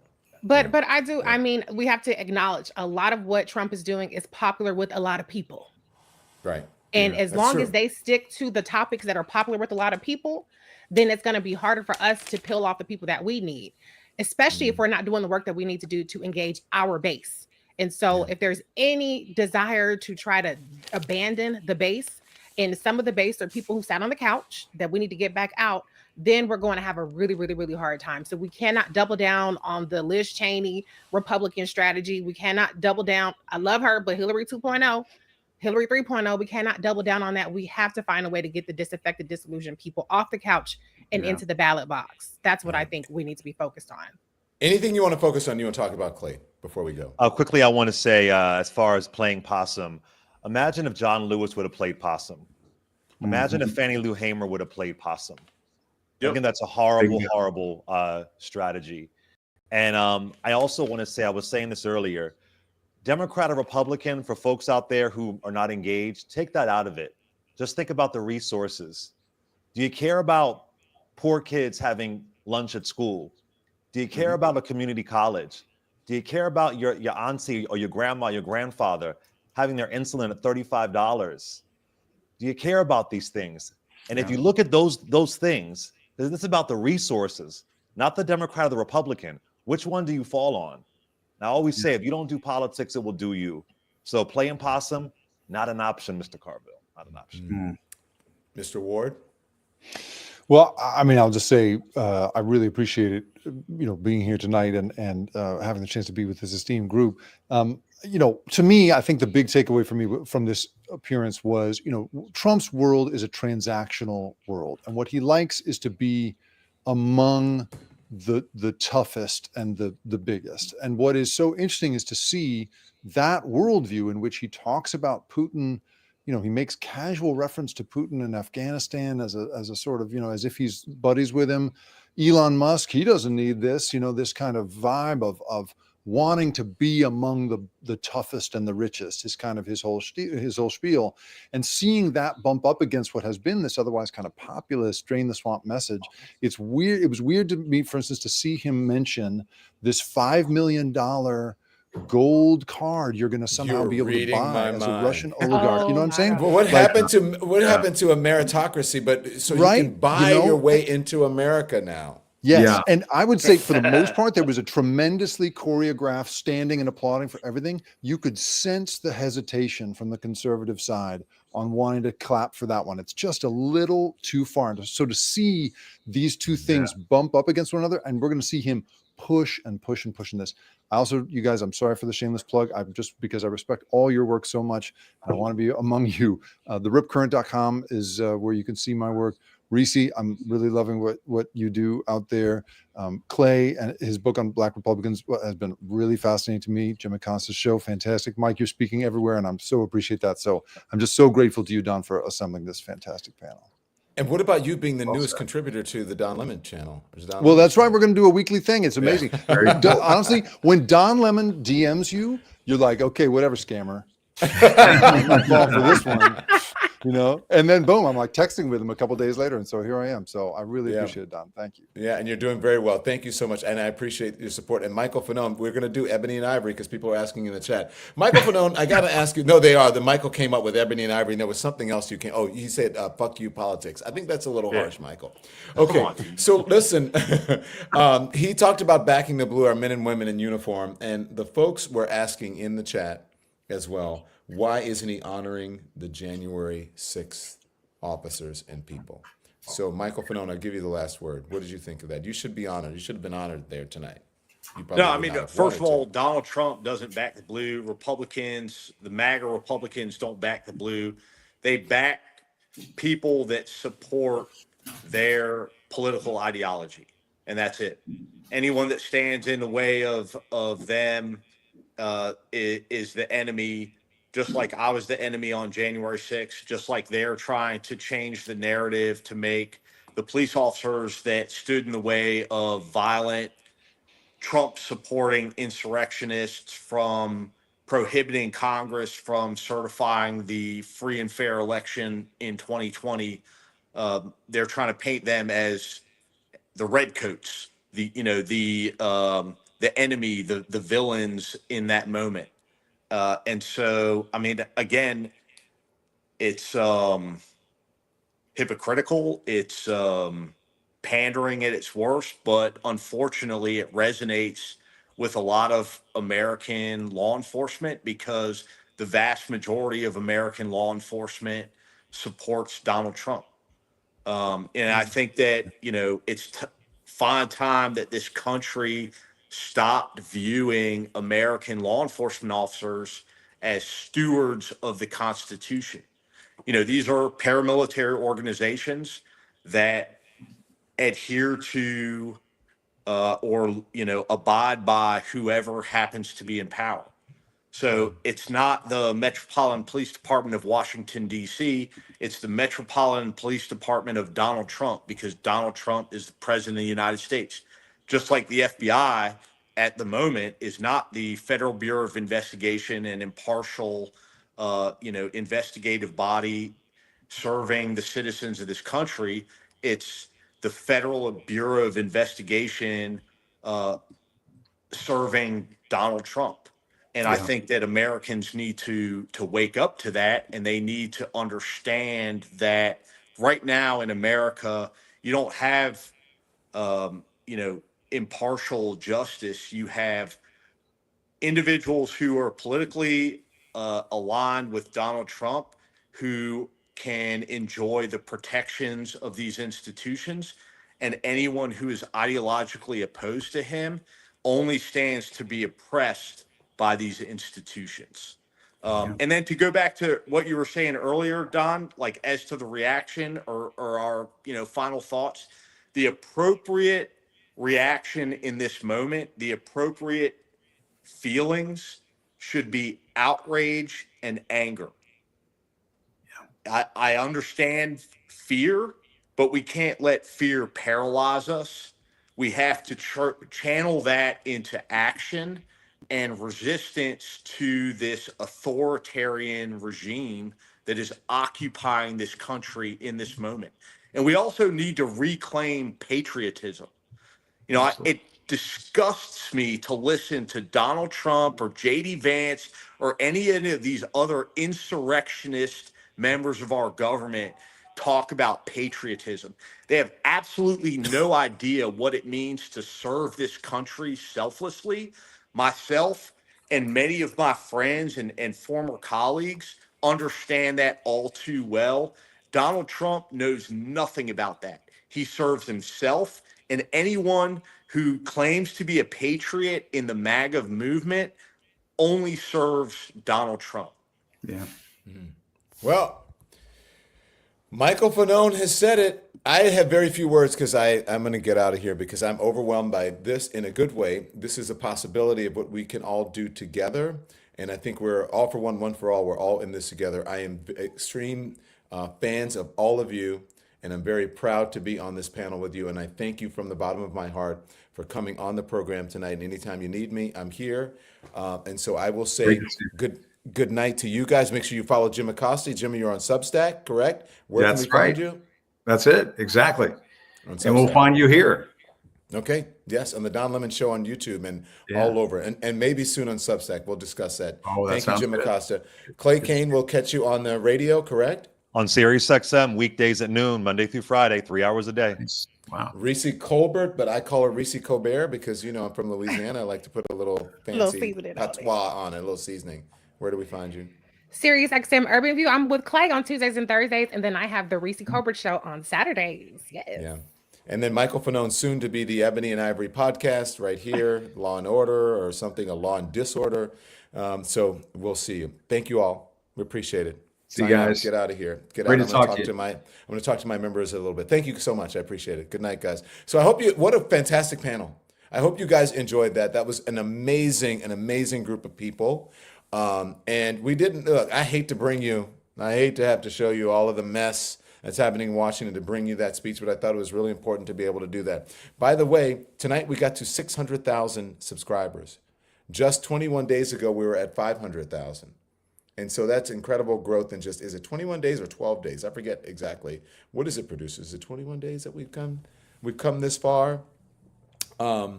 So anyway, so thank you. Make sure you like and subscribe. Make sure you hit the thumbs up button. Make sure you become a member. The membership link is at the top of our chat. It's important that you support independent media. You heard all the folks here who are in independent media now saying that you should support us. We don't have the big corporate, structure around us with advertisers and sponsors and whatever. It's just us. So we stay independent. We stay, this is real free speech, and we're not influenced by the corporate overlords. So thank you so much for joining the Don Lemon channel, the Don Lemon Show. Tonight, 602, wow, already. So thank you guys. I really appreciate it. And as I say every single time when I log off of this show and I say goodbye, I appreciate you. I love you. I can't believe the support that we have. And this is my mantra. If they're not serving you what you want to eat, then you need to come somewhere else where we're going to fill your belly and satisfy you. Turn the TV off. Thanks everyone for watching. Your support means the world to us. So make sure you hit the like button and you subscribe to our channel to make sure that you never ever miss a video. We're live every day, 10 a.m. Eastern time. We drop even more content at 2 p.m. Eastern and 5 p.m. Eastern. And if you want more Don Lemon Show content, we'd love for you to become a member of the Lemon community, where you will receive access to special community posts. You'll get exclusive content and members-only live shows. So head over to our channel page or click the join button on this video. Again, thank you for watching. We appreciate your love and your support, and we will see you next time.